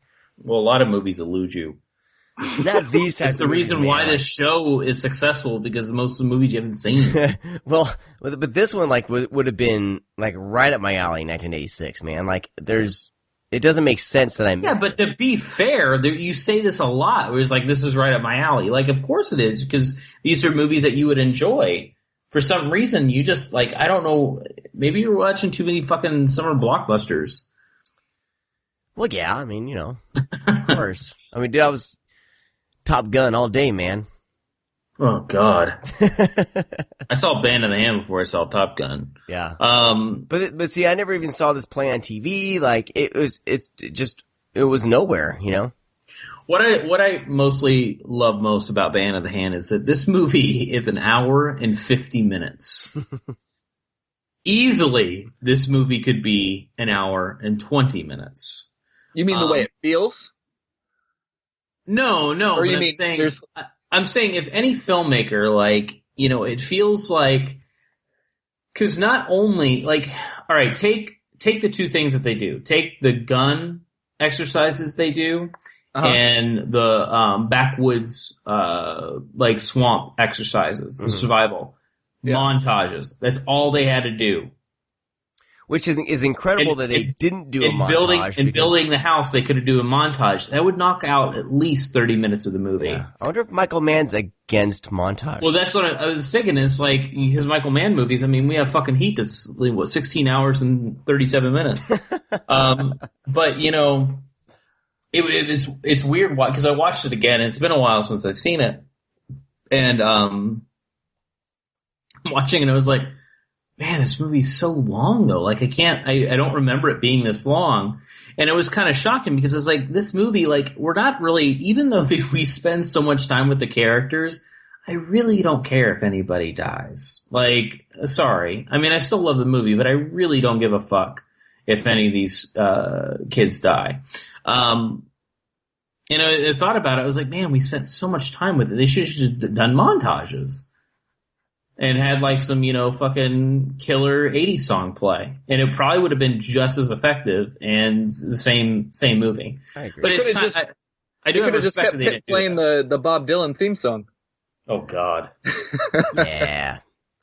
So, Mike D, what are your thoughts on Band of the Hand? Leading up to this, had you seen it before? I don't remember seeing it before. I remember when it was announced late last year, Brian Sauer was really excited about it. And it's like 80s movie fetish. And then I researched it a bit based on his recommendations, ordered it. Yeah, I got it for like $7. I really like Band of the Hand. I like it as kind of like if you took Breakfast Club and like Gran Torino and put in like a dose of Rocky and Miami Vice, like it has a lot of elements that I love a lot. I do agree that the movie itself is long. It is long. I watched it late at night before I had work the next day, and I was like, oh shit, I don't know if I'm ready for a 2-hour movie right now. But I'll tell you what, man, like in my opinion, it flew by. Like I had a lot of fun with the it moves quickly, yeah. In particular, John Cameron Mitchell as the mute skinny white boy, that's kind of mixed up with all the the Chicanos and brothers in that gang. I like John Cameron Mitchell a lot. That's Hedwig, right? Mm-hmm. Yeah. Hedwig and the Angry Inch. Great performance by Larry Fishburne, right? Lawrence Fishburne as Cream. Cream, yeah, the pimp name is Cream. That shit, that's straight fucking 80s Miami movie. And the soundtrack, man, with like the Prince cuts. Oh, you know what I fucking loved about this movie is it has a non-ironic use of so take these broken wings. Like, yeah. Like I only expect that song to be used ironically nowadays, right. And just these two like destroyed lovers, like this 14-year-old prostitute and this 14-year-old like crack dealer, and then take these broken wings. You're like, yeah, these motherfuckers are gonna learn to fly again. So great, man. I don't think I've ever heard that song used non-ironically. You know what I mean? Like, that's what I'm saying. So- And I turned to my wife when we were watching it. I'm like, oh shit, do you remember this song? I'm like, this song used to be on like all the fucking time. Like my Sonicscape was just Take These Broken Wings. Like when I was a kid, it was at the grocery store, in the fucking car, like everywhere. And then she goes, she works in a doctor's office. She goes, oh, I hear this song like every day. It's like the shitty radio they listen to. So she didn't even bat an eye with that cue. I loved, there's so much to love. Oh, and hello, it's from the director of The Air Up There and Kazam. Oh shit! I didn't even think about that. Yep. Yeah, well, Glaser. I was gonna let you guys talk about Running Man a little bit, which he did. Director of Running Man. Yeah. Well, that's right up Sean's alley. Hell yeah. Well, it's Starsky, right? Dave Starsky. Yeah. That's who he's most famous for playing before he became a director. Yeah. His IMDb is basically just Starsky. Yeah. Fantastic. Brad, I don't know. You're not a fan of Running Man? I mean, I am, yeah, but sure. All right, whatever. I mean, that was the first movie I think I heard Arnold Schwarzenegger like swear, and I was like, yeah. I mean, I don't know how anybody could be a fan of Running Man these days, like considering we're living inside. It's basically happening. Basically, you're about maybe 6 months away from a Running Man tournament. Oh my actually god, happening.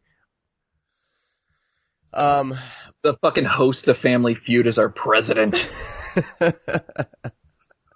And as of today, he's having a fucking feud with Arnold Schwarzenegger. I know. Hello, we are. You can't write this shit.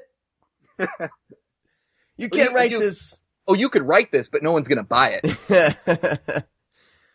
Yeah. Anyway, I'm trying to find out. Somebody was selling the Band of the Hand, or they'd found Band of the Hand soundtrack on vinyl, and I was super jealous. I'm super jealous that, Carlos in the movie can pull off, like, I never really noticed it until I watched it recently again, is when they're out in the, swamp, everybody's, like, adapting with their clothes. Fucking Carlos just cuts his shorts to the point where you can just see his cheeks, and it's like, dude, what the fuck, man? You, like, bend over, your nuts are gonna fucking fall out. Have to cut that short. Yeah, you see the back sack. You get a good look on Carlos. All the characters are pretty great. There's one character, poor guy, he's wearing a cut-off t-shirt, and at first I'm like, is his shoulders just really, really dirty because they were in a fight? No, it's hair. Oh, Dorsey? Yeah. Oh, poor guy. James Remar. Yeah. Oh, that's what that was. Nestor. Yeah. Oh my god. Yeah. Poor guy. I believe he must have learned how to manscape a little bit later in life. Maybe. No, James Remar was not the hairy one. I'm sorry, I just butted in. Dorsey is the hairy one. Dorsey's the hairy Al Shannon. Yeah. Nestor was he the He's the like boss. the guy. head shit boss. Yeah. Fucking James Remar. Jesus Christ. Are Sean, we serious right now? I know. I'm getting names confused. Fucking Lord Raiden from Mortal Kombat Annihilation. That's what I was going to say. How can I forget that? Sean knows him as Raiden. Yeah, exactly. Sean knows him as Raiden. Well, actually, Christopher Lambert is Raiden. Sean knows him as not in the first Christopher film. Lambert Raiden. Hey, Sean, did you go soft T on Christopher Lambert? You and Yeah, Lambert. To all my French Canadian friends, I apologize. I'm not making fun of you at all. Everyone relax. I think you need to relax. I don't want to hear any freaking tweets that I'm not being sensitive to your accents. I'm just kidding. Our Scottish friends were just giving me shit over my Gerard Butler impersonation. Oh, Elric Kane came on my show and shit all over Canadians, so it's fine. All right. Well, what we're saying is, everybody, Band of the Hand, well worth your time. Looks decent on Blu-ray. It's just an HD master they slapped on Blu-ray, but it's super cheap. You're gonna find it for under $9, under $10 for sure. From Mill Creek, and they got some other fun stuff coming out. Get it from Grindhouse Video. They have some other fun things coming out soon, right? I guess. Let's move on to the other episode. Josh? Where's Josh Obershaw? He'll tell us. I'm trying to give a shout out to frickin' Mill Creek. Are they releasing Teen Witch? I don't know. All right, fine. They got We'll cover it when it comes out. Huh? We'll cover it when it comes out. Okay, fine. All right, Brad. But what I'm saying is Mill Creek doing some fun stuff. They, people like to make fun of these. They're no Echo Bridge or Echo Ridge or whatever the hell that company was. Thank God. Mill Creek does some pretty decent work with these. They're putting out movies that we'd like to own for super cheap. And that's they put it out. They put it on DVD, and we're like, yeah. And then it comes out on Blu-ray a month later. I know. Huh? You know what? Band of the Hand, the Mill Creek release made me do is I watched that movie. It did make me think of Miami Vice, even though we kind of shit on Sean for that a little bit. But it made me think of Miami Vice, and then I went and ordered Miami Vice, the complete series on Blu-ray from Mill Creek. So nice. They got my $6, and then they took fucking $50 from me. I had the DVD set. Yeah, no, yeah. I didn't know, I didn't know. I'm like, well, is really the DVD and Blu-ray going to look that much different? It's not. Based on the reviews I saw, but hold on to the DVD set, because that's pretty sweet. And it's got special features on there. Miami Vice. Great stuff. Yeah. Some great fashion choices in Band of the Hand from around that time period. Really great. Shoulder pads for days. These guys. They all looked like Hillary Clinton, man. It was awesome. Yeah. Well, I think the main dude actually in one scene, it looks like with his hair and everything, it looks like something Hillary would definitely wear out for a night out on the town. Yeah, he looked like a straight to video Zach Morris. He's great. All right, moving right along. Update on BJ. She got home and has no internet or anything and is unable to join us. She doesn't even have TV because they, Netflix and stuff. So, God damn it. We'll get her on eventually. It's gonna happen. It's a good thing she has all that physical media. I know. Exactly. Yeah, man. Let's jump into Stream Screams. Nate, wake up! There's something very important I forgot to tell you. Don't fucking scream at me! You scream, I'll break your neck. Don't scream, miss. Don't scream. Stream Screams this week we are talking about 1988's Fresh Kill. You gotta say it like Joseph Merhill. Fresh Kill. If you thought the kill was good, it gets fresher.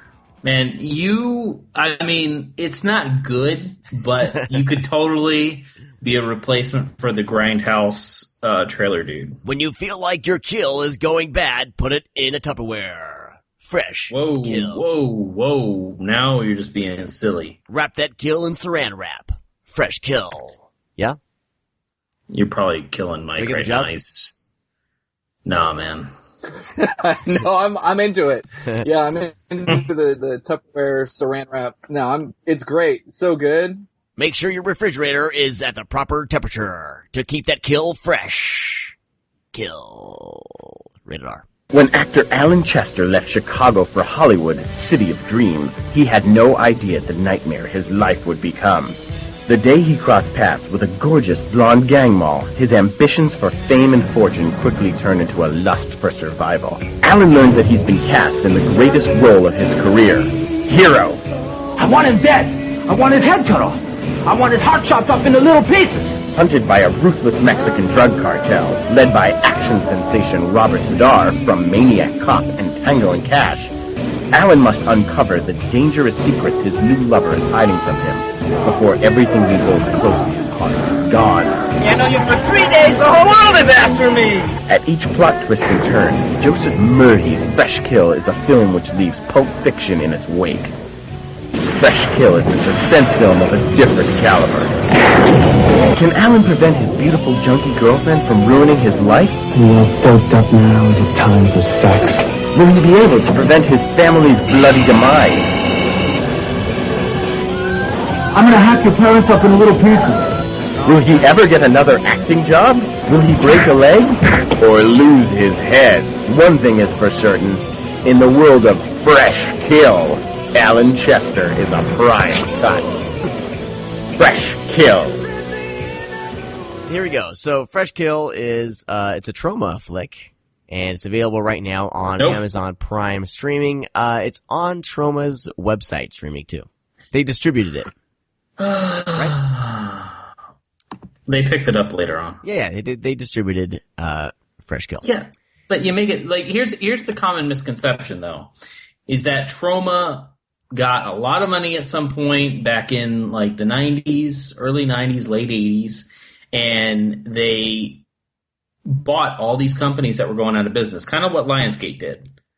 But they redistributed and Troma branded the fuck out of them. Well, if you're hate Troma, like myself, I stayed away from a lot of these movies for a long time because I thought they were produced and by Troma. But this, like, they even slapped Michael Hertz and Lloyd Kaufman's name on it, but it has nothing to do with them. It doesn't take place in Tromaville. They didn't produce it.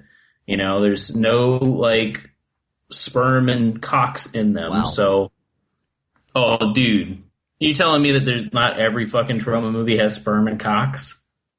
I haven't watched a whole lot of Troma flicks other than Mike D, back me up. Like I think there Killer are Condom and shit. But I'm really thinking about, now that you inspired it, like a Troma beat where you're like sperm and cocks and sperm and cocks and sperm and cocks and sperm and cocks. Like that could be a dance hit. Go with Sean's Fresh Kill song or whatever he was doing. All right, back to the movie. No, I'm just saying I don't like to, when I talk about certain films, I don't want to Troma brand them. And it's the same thing. Vinegar Syndrome's releasing a lot of old Troma titles that they picked up, like Frightmare and, Nightmare Weekend. And those movies had nothing to do with Troma. Yeah. So that's a good thing, though. That's the reason why they're good. Just saying. Anyway, this is available on Amazon Prime streaming. If you are a member of Amazon Prime, you'll be able to watch this for free. It looks like it is a DVD rip of a VHS. Nah, man, that shit's straight VHS up in that, bruh. Well, it's definitely digitized, I can tell. But yeah, they digitized the VHS, and it's on there. It's marked HD, and it's not. Brad was all excited because he was like, dude, it's HD, and no. But anyway, Fresh Kill. Don't make fun of me. All I got is... I've been trying to kind of think of the plot of this thing, but of course I always tend to fuck it up. And IMDb does not help at all with refreshing my memory on the plot. All I know is... the plot's a little... turn over to you, because it gets a little bit ridiculous. So basically, an out-of-work actor is packing some meat. And he wants to make it big. And he stumbles across a damsel in distress that knows a movie producer. And basically ends up with some dealing some drugs, catch up with Robert Zadar. Mm-hmm. And it's a fucking shot-on-video drama. Action drama. It gets the last 30 minutes, man. Hang out, everyone. If you get bored, hang out to the last 30 minutes. Dude, I don't know if anybody's bored. Like, I think it's pretty fucking entertaining. It just gets more. This movie's really fucking good. Yeah, the movie's really fucking good. We had our Amazon Prime on. It was like Friday or Saturday night. We were showing the kids the new Studio Ghibli show, Ranja. But right after the kids fall asleep, I hop over to Fresh Kill, and I thought maybe there'd be a trailer and I could talk my wife into it. And there's no trailer on there. So I just pressed play. And then it was like an hour and a half later, it was I was not bored. That shit was hilarious and enthralling. And I was texting Sean during it too. We went back and forth a couple times. Dude, there's so many moments in the film. there's so many moments in the film. What was the quote? It was towards about the the end baby? of the movie. Yeah. He goes, how did you meet her? And then the nurse goes, well, I met her a couple months back when she came in for an abortion. She tipped me $1,000. We've been friends ever since. Who are you? I'm the boyfriend. So gold. Oh my gosh, script gold right there. I was eating salami and I almost choked on the salami I was eating. That came out wrong. Fucking boner. Fucking bone zone over here, man. Yeah. Jesus. But I mean, I'm glad you guys liked it because there's a lot of things going for the film and there's a lot of things not going for the film. Like there is so many fuck ups with audio. They didn't even bother trying. Like there's places where the audio just drops out and the actors are actually talking, but you can't hear them. Yeah. And that's not an Amazon Prime issue. That's the fucking VHS as well. I was wondering about that, man, because it goes to sounding like it switches over to like something recorded on a tape recorder, like just like someone has a tape recorder going in the background. They just happen to catch a little bit of the dialogue. It's really bizarre. I mean, but that's the thing is with some of these films and this director, big time producer. Well, I say big time. He did a bunch of shot on video stuff, but this dude was pumping out movies constantly. They didn't take any time because they were basically what happened is that he got in the market way too late and he was able to find, at least be able to make some money. But it was like at the turn when we were just hitting the 90s and it was harder to market things on VHS because even though VHS was still strong at that time, sometimes the movies weren't. We were getting better produced indies and bigger films in the 90s. So a lot of these shot on video films, you weren't able to like trick the people that came into the store. Like we had fucking all these like really well made movies in the 90s, and then you had his shit on the shelf, and he just was pumping this stuff out. I mean, he has a like. Actually, I probably want to save it for the show. But it's called Dance or Die. It is really fucking good. Like, really, really good. Like, as far as, like, amplify, like, Fresh Kill a little bit. But he also has, like, all these fucking L.A. movies. Like, all these fucking movies are set in L.A. and L.A.'s in the title. Like, I can't remember them all, but I just remember, like... L.A. Crackdown 2. L.A. Heat. Yeah. L.A. Vice. East L.A. Warriors. Well, his new one came out too. LA Land. Oh man, he did LA Land. Yeah. So, but he has, right now, and he also has googling LA Land. So they have he has also this horror film. It was one of the actually very first VHS tapes that I bought. I was starting to really like get into just going to video stores and buying like tapes that were on sale. And we had a video. Our store down here was Video Hut. I don't know if Video Hut was global. Global, like it's some big fucking thing. But they had The Newly Deads. And I was like, oh my God, what a fucking clever title. And I just fucking fell in love with this movie. And that's actually one of the films he produced. I don't know if he directed it. But this guy, like, even though he's did a bunch of movies in the 80s, like late 80s, early 90s, like this guy like stood out to me even today. It's like, he was really passionate about doing all these movies, but he did them so quick. But like, even though he was dishing out like 10 movies a year, like he was able to make something entertaining and worth my time, which is, I think, crazy because you have that many movies. Not all of them are going to hit, but I mean, not saying they're good either, but dude, they're a lot of fun. Well, Fresh Kill is a good movie if you like kind of slow-mo gun deaths, and because there's that one where him and the girl are by the river, right? And some bad guy happens upon them. And he just starts shooting the gun, and you see like 2 squibs hit, and the guy just falls back, and he falls in the water, and like he's cutting back to the gun, bam, bam, bam, bam, bam. You know, the guy's like falling and in the water, and he's still shooting the gun. That's fantastic. There's like a few more kind of good squib stuff. It's a little piss stream of like a river too, but the current fucking carries his fat dead body like all the way down it.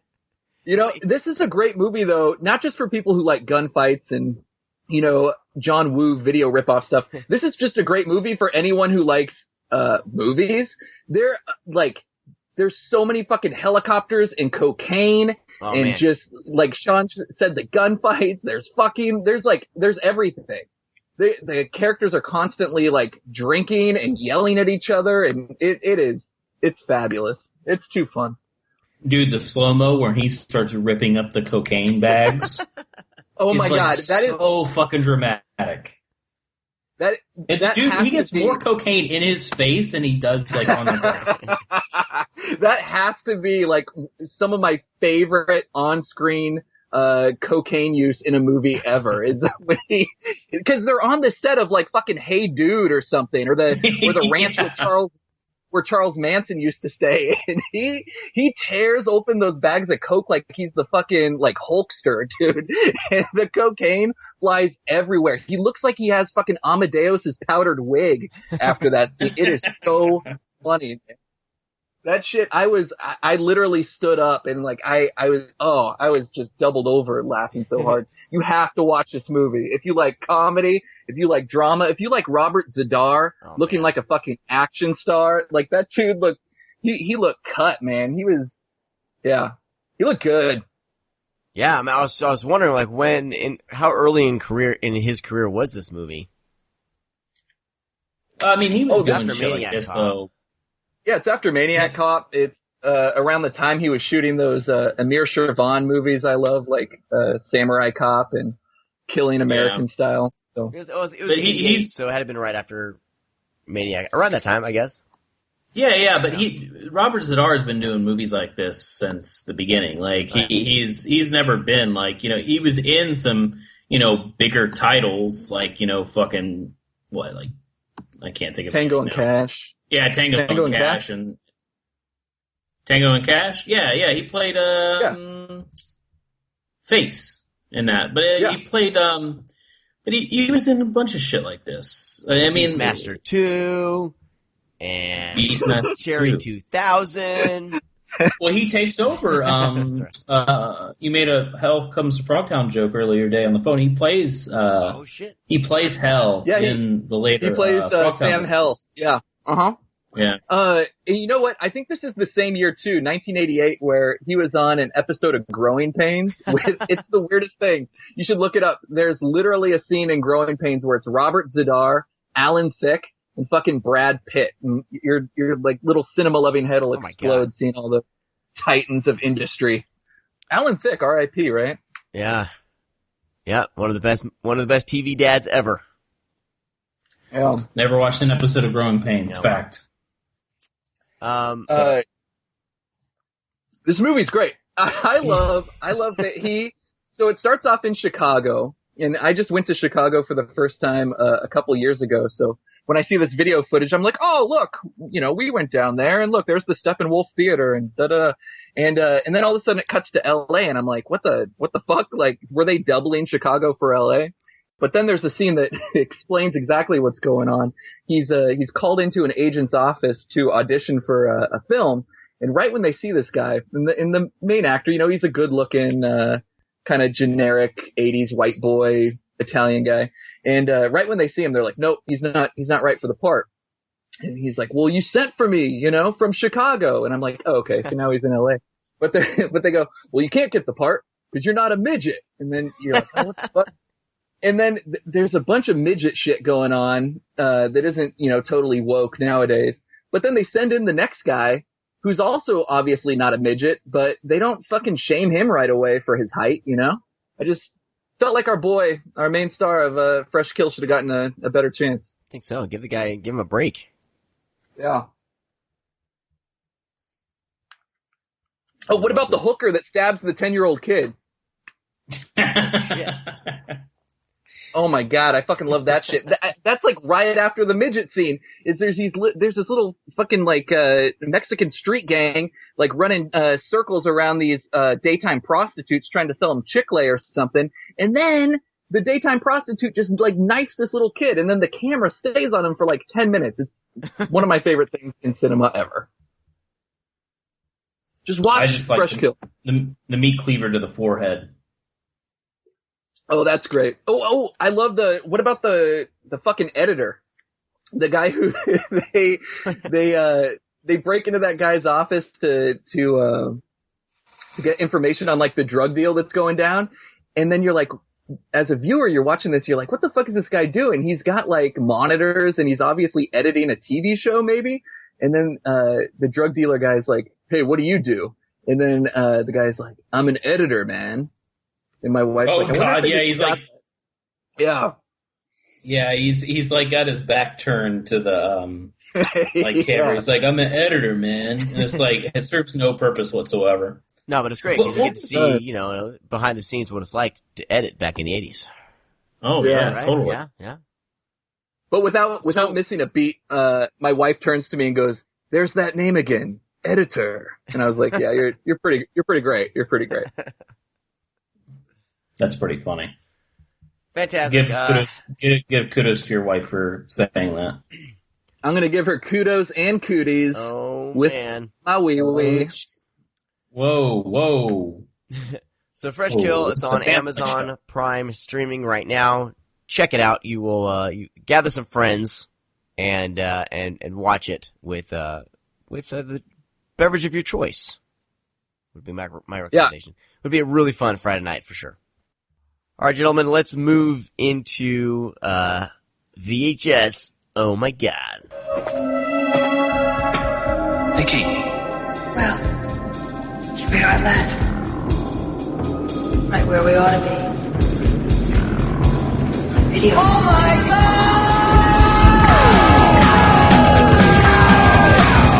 God! Yes. So this flick couldn't possibly come at a better time. This film that Brad recommended is from 1987. It's called Summer Camp Nightmare. Summer Camp. Sports, hiking, fun. Summer Camp. When Mom and Dad are not around. Summer Camp Nightmare. Don't say anything to anyone. Come on! Kill him. Ward's dead. Just shut up and let me think. Summer Camp Nightmare. The campers have spoken! Rated PG-13. It's directed by Burt L. Dragan. Dragan? Wow, that's a good name. It sounds made up. Has to be a made up name. But the film follows a group of campers heading into summer camp, and for a summer of fun and summer camp weirdness that the 80s always brought. But then it dives into this weird almost study in fascism and the rise of fascism. And I was watching it going, holy shit, this is very poignant right now. Because the first thing to do is they break down the communication, right? They overthrow the camp leaders. Mr. Warren. They take over the communication going out of the camp, and and everything else. But they even write the letters. Yeah. Timmy's like, "Hi, Mom and Dad. We overthrew the camp counselor or the camp. We're hunting and fighting and da da da da." And he's like, "No, you can't write that, Timmy. Here, write this instead. Dear Mom and Dad, I'm having a great time at camp." But where the hell did this movie come from, man? I never heard of this before, and I'm curious, Brad, when you caught this and how the hell you found it. It's not necessarily a horror film, but it's this weird. It was in the horror section, though. It was one of the, I got tricked because I was renting all the horror films, and I saw that, and it was like, oh man, this is gonna be fucking Friday the 13th meets Sleepaway Camp. And I'm watching it, and I was like, no, this is not what this at all. I actually didn't like the movie when I first saw it when I was younger because it was kind of a disappointment. Right. But it wasn't until later, till I bought it like on VHS, you know, that I got to watch it again because I had it and was like, oh man, I can't really remember this movie. And I rewatched it and I was like, holy shit. I was like, I actually enjoy this movie. It's not what you would think it's going to be. It's not rough. It's not anything like that. But I remember the tagline, like on the box, it was like, "Dear Mom and Dad, the camp director's gone or dead. Everybody's like, all the adults are like locked up, and everybody's out of control, but I'm having a wonderful time."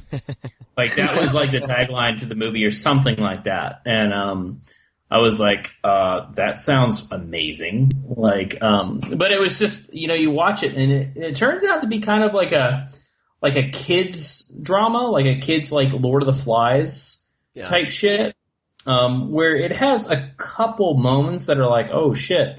But for the most part, it's very tame. But like it tries to be a horror film at times, it seems, but then it just completely goes the opposite direction. But yeah, I stumbled across it when I was younger, and then, you know, rewatched it again. And yeah, it's just a fun little movie. And one thing I really, really like about it is it has actually an actor, Tom Fridley. Tom Fridley, it blows my mind he didn't have a bigger career, because I've never met a dude that is so charismatic, so stupid, and just like everything he does. If you don't know who he is, he plays Court in Jason Lives, Friday the 13th, Part 6. He's the guy with shredded jeans who tells the rock story and ends up getting the fucking knife in the ear in the RV. Spoiler alert. Anybody know what I'm talking about? All right. So, anyways, it's been a while since I've seen that. I don't remember each kill to. John Fridley played in Dangerously Close. He played in Phantom of the Mall. I mean, dude, he was in something popular too. I can't really remember. But after that, he like just disappeared. And he's just such like he's one of the guys that does the because Lee Ving did a song for the movie. Lee Ving was what was the band that Lee Ving sung for? Oh shit, Mike, where are you? Like, are you fucking sleeping? I have no idea. I'm right here. I'm listening. I have no idea. Lee Ving, he was in Leaving Las Vegas.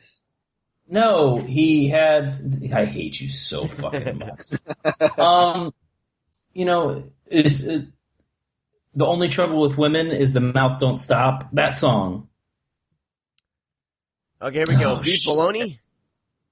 Yeah, Beef Bologna was the song that he did, and that's the song that John Fridley sings, or Tom Fridley sings during that scene. But Lee Ving's in fucking Streets of Fire. Fear. He's fucking Fear. Thank you. Jesus LA hardcore punk band Fear. Yeah, and then he had a band. Like, he was fucking. They were banned on SNL when Fear played, and they had an album called Beer, which is their most popular album. But yeah, they did this song, fucking Beef Bologna. He did, and that's the song that Tom Fridley sings, and it's the best part of the fucking movie. Oh, when they're doing the little like, talent show type thing, right? Yeah, and then Chuck Connors, Mr. Warren, comes up and he's like, "This is trash. Like, this is terrible." But you know, he's just like, you know who Tom Fridley is now? Yeah, I got it. Like, he's always like chewing gum. He's got that one fucking earring, and he's like, "Hey man, what's going on?" Like, but like everything he's in, he's that fucking character, and I love it. He's a fucking Karate Kid, like, you know, and it just kind of bums me out. He didn't have a bigger career because he's such a charismatic asshole. Like, I just love when he's on screen. Like, he's the one that accidentally kills. He's the one that accidentally kills Kurt Connors, right? Runs into a knife. Yeah, he's the one with the knife. Kurt Connors, Chuck Connors, bro. Or Chuck Connors. Excuse me, I was thinking fucking Spider-Man. Sorry, Kurt Connors is the lizard. and Spider-Man. Chuck Connors. I've been doing that for days. I'm like, Chuck Connors, Kurt Connors, Chuck Connors, baseball player, Kurt Connors, Lizard. The guy that stabs Chuck Connors is the dude with the long hair. Tom Fridley doesn't have long hair. He's got like a curly hair up top, kind of a mullet thing going. But I think the guy that stabs Mr. Warren is the guy with the long hair that has the black T-shirt. That's Tom Fridley's buddy in the movie. And maybe Tom Fridley's the one who has to come explain it then. I don't know. I'm just trying to picture him. I don't know. Anyway. Dude, he's fucking Court in fucking Jason Lives. Bro, all I do when I watch Jason Lives is watch the James Bond opening. I just watch the James Bond opening. I just watch the opening scene, and then he does the James Bond thing, and then I rewind it and watch it again, and I do that for 2 hours, and then I turn it off and I say, Jason Lives is like the best fucking Friday the 13th movie. It's when fucking Tommy Jarvis returns. It is played by Tom Matthews. No, I like Corey Feldman. All right, I'm a Feldman man. God. I'm a Feldman man. I feel like you guys are missing out on some very important shit if you can't remember beat by beat of fucking Jason Lives. Sorry. Like, it's the best fucking Friday the 13th movie. I do remember Jason Lives. Tommy Jarvis, they go to the gravesite, and then Jason pops up, and then he does the James Bond opening, and then I rewind it, and then I watch it again. That's exactly what happens to Jason Lives. That's the best part about fucking Jason Lives, that it's so fucking comical. Right, it's like Groundhog Day because it keeps happening over and over again. They go to the graveyard, then there's James Bond opening, then it rewinds, and then you watch it again. It's like Groundhog Day. It's a comedy. I'm with you, Brad, 100%. Love you, buddy. Fucking Tony Goldwyn's in the fucking movie. Tony fucking Goldwyn. I feel betrayed right now. I've only seen Jason Lives once.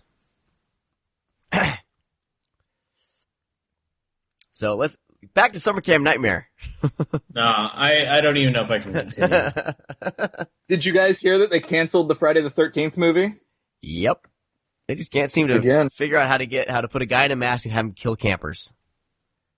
So hard, Paramount. They just need to give me the script. Sean knows my idea. Fuck yeah. Just let me do it. Oh, man.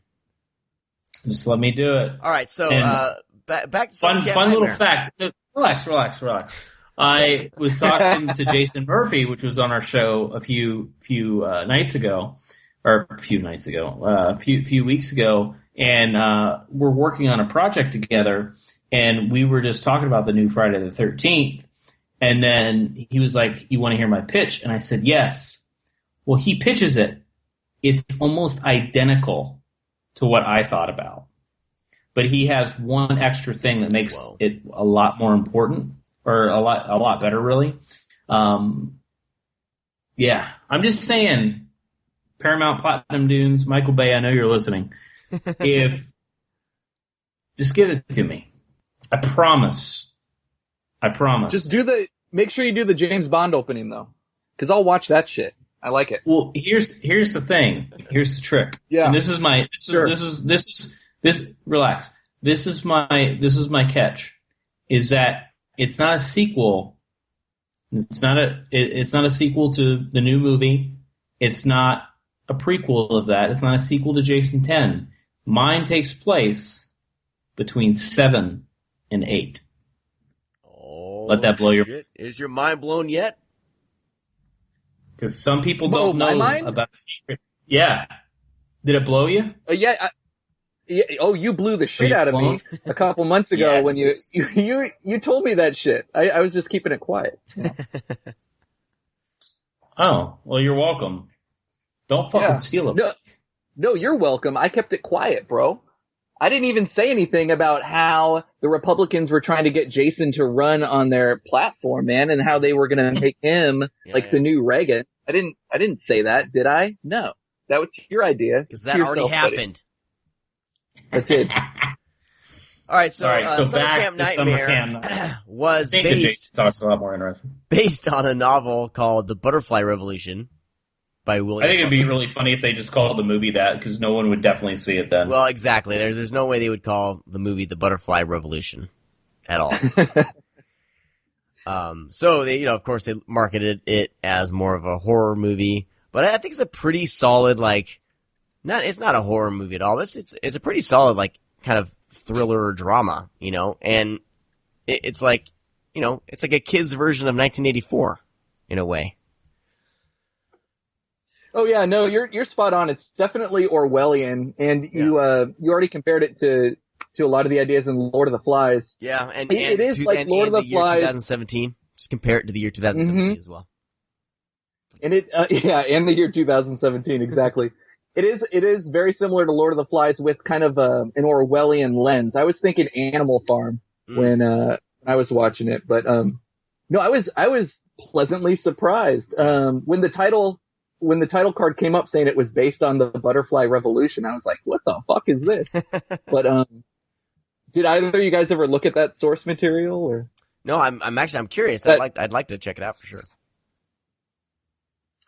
Yeah, I never heard of it, and I never even heard of the film until y'all sent it over. Yeah. Well, apparently the book and the film are different in certain ways. Like they took some liberties with the film, like most film adaptations do. But yeah, it still maintains kind of this overthrow of the leaders of the camp, and brings in kind of a little bit of a revenge factor near the end with the girls in the camp as well. So it's cool. I definitely, if you can track this down, it's on YouTube.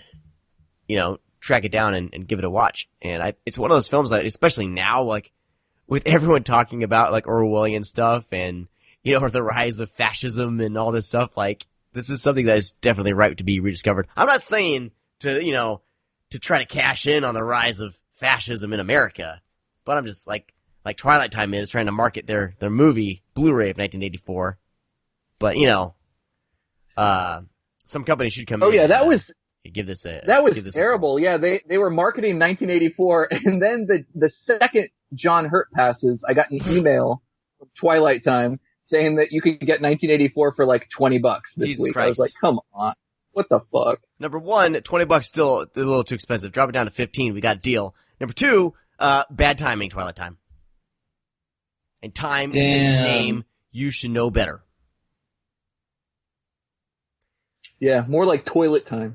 It's funny because the book was, people were buying it, but nobody was marketing the shit out of the book. It was just everyone was watching Trump and everything and going, holy fuck, I've heard about all this before. Oh, that book, 1984. Yeah, we should probably read that. Yeah, maybe we should read Animal Farm too. And everyone's, buying all that shit up because, who knows what's going to happen in the next 4 years. And, we're going to have to overthrow a fascist dictator with our bare hands. But who reads Animal Farm in 1984, Sean? Who does? Every fucking kid in high school. How do people forget this shit? Well, they're reading it again because oh fuck, I read this a while ago. I better brush up on this because this could be important. But I would add this to your list because it's actually it's actually pretty. I thought it was pretty thought provoking, and it's not I was expecting just a cheesy summer camp movie, and the fact that they take it a different level, and I probably would have dismissed this if I would have seen it as a kid or a teenager, but now as an adult, watching it, and I really I was expecting to hate this movie a lot. When it starts off with the cheesy summer camp singing and everything on the buses. I was like, oh god, I'm gonna have to watch this. But the moment things started happening, I started seeing what was going on. I got sucked in. So. Yeah, it gets a high recommendation for me. You got sucked. Would you say you liked it for what it is? No, I like it.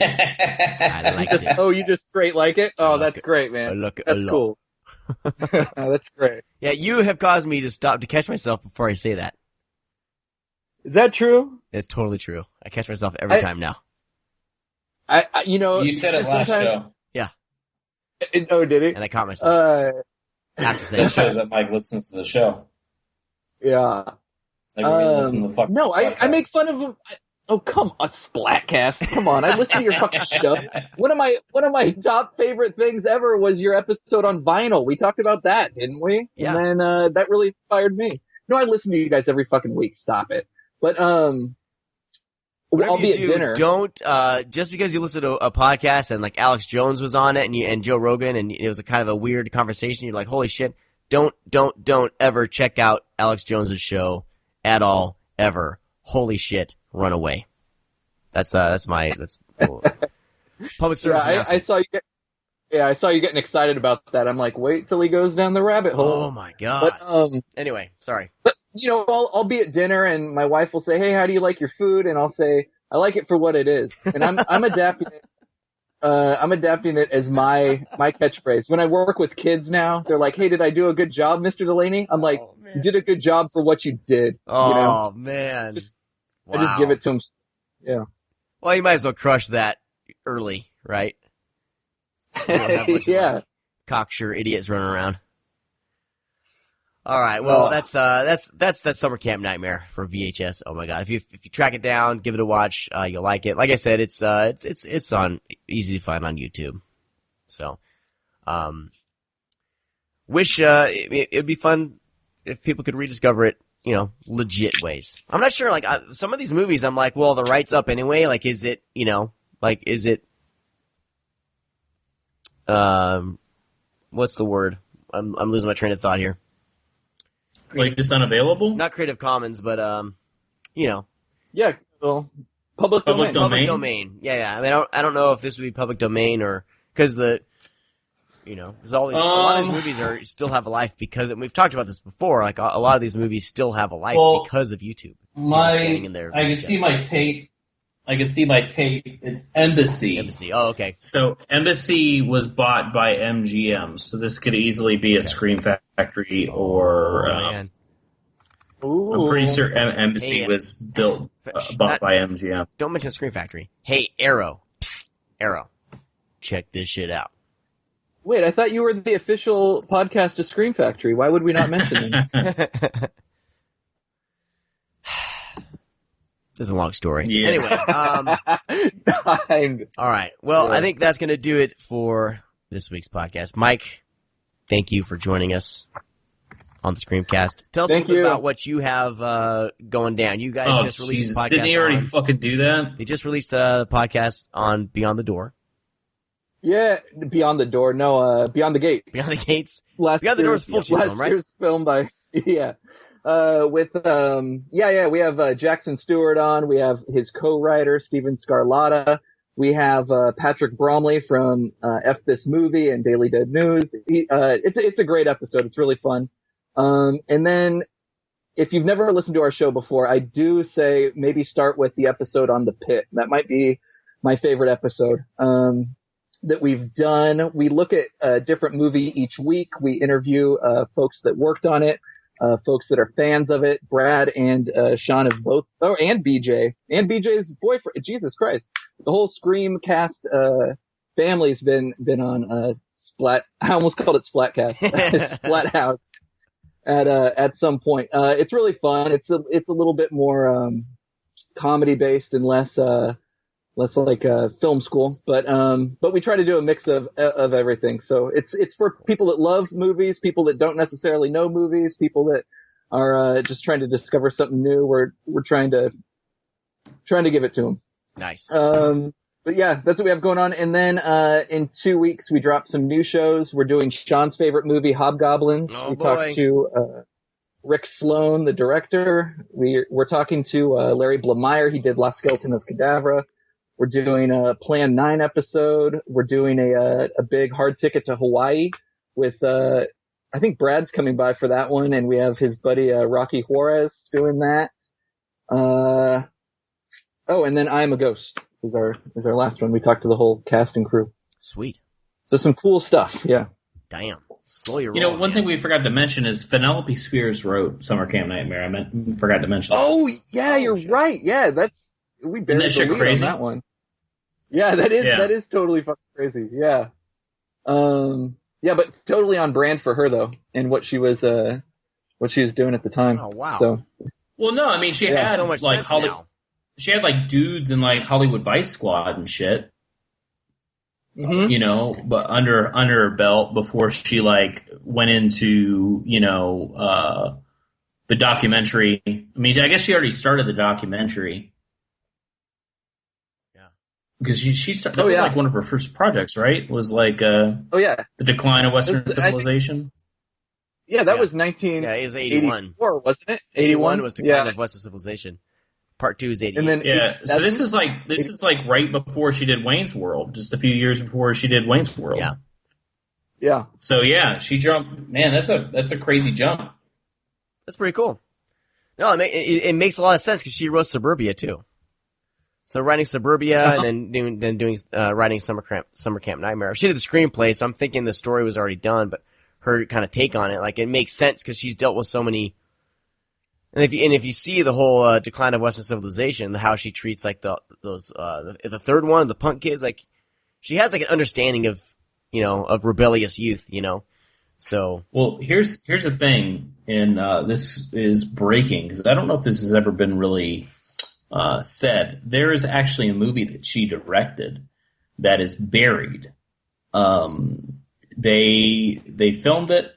It was edited. It was finished, and then Penelope Spears didn't want to go for distribution. It never screened anywhere. She was ashamed of it, and she hates it. So the prints were destroyed, everything. However, someone, I shouldn't say the name because it shouldn't really be known because it'd get them in trouble, knew about the film being made. So he contacted pretty much everybody on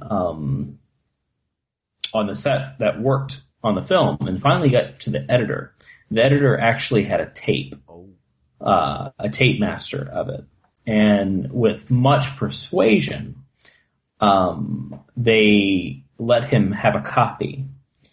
And so this gentleman has a copy of a unreleased. And basically, dude, I would safely say maybe only under like 50 people have actually seen this movie. I was just at the right place at the right time. My buddy, who also had a copy, was like, hey, you want to see something that you'll never get to see? And I was like, yeah, sure.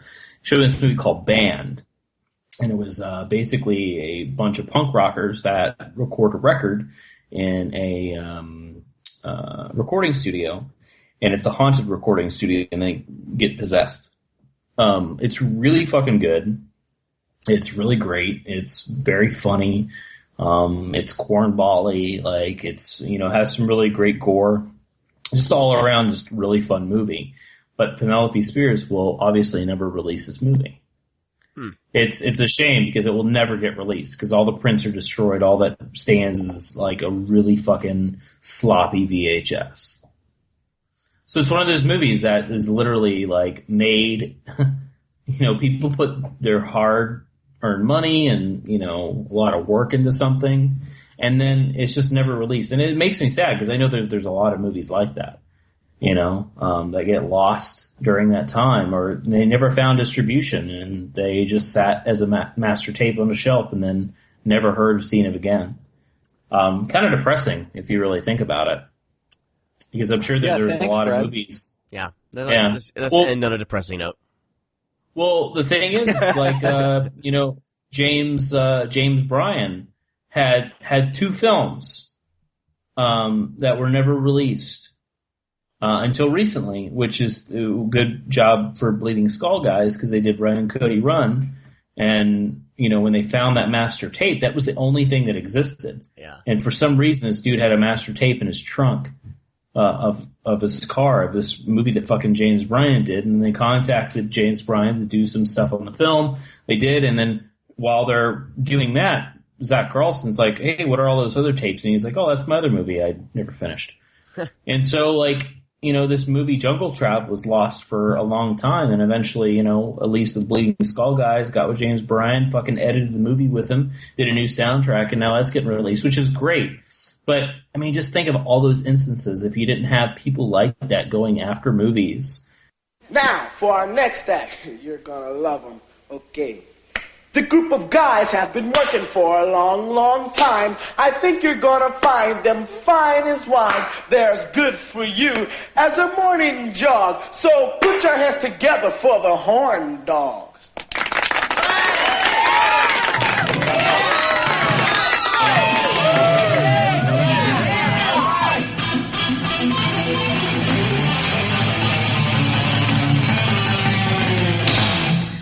One of them don't like bad, she don't like bowling, she don't like junkie, she don't like drunken. She just wants my people on it. Beep, beep, beep, people on it. Beep, beep, beep, people on it. Beep, beep, beep, people on it.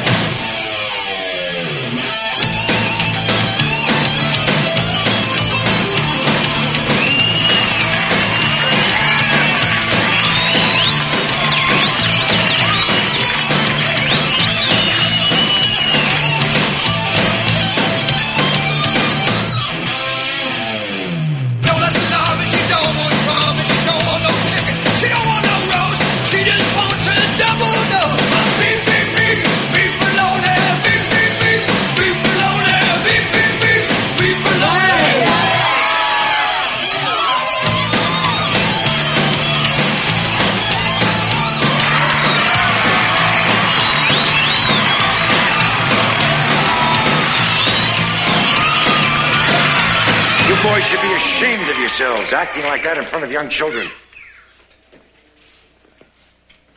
Ladies, I'm afraid I must please ask you to file into the buses and return to Camp South Pines immediately. And I'm afraid to say, the dance planned for this weekend will have to be canceled. What a going at! Well, that's going to do it for this week's show. I want to thank all of you guys for listening and supporting the podcast. If you would like to support our podcast, you can donate through the donate button over at thescreamcast.com. You can also check out our sponsors, of course, Vinegar Syndrome and Coffee Shop of Horrors, Grindhouse Video. Check all of them out.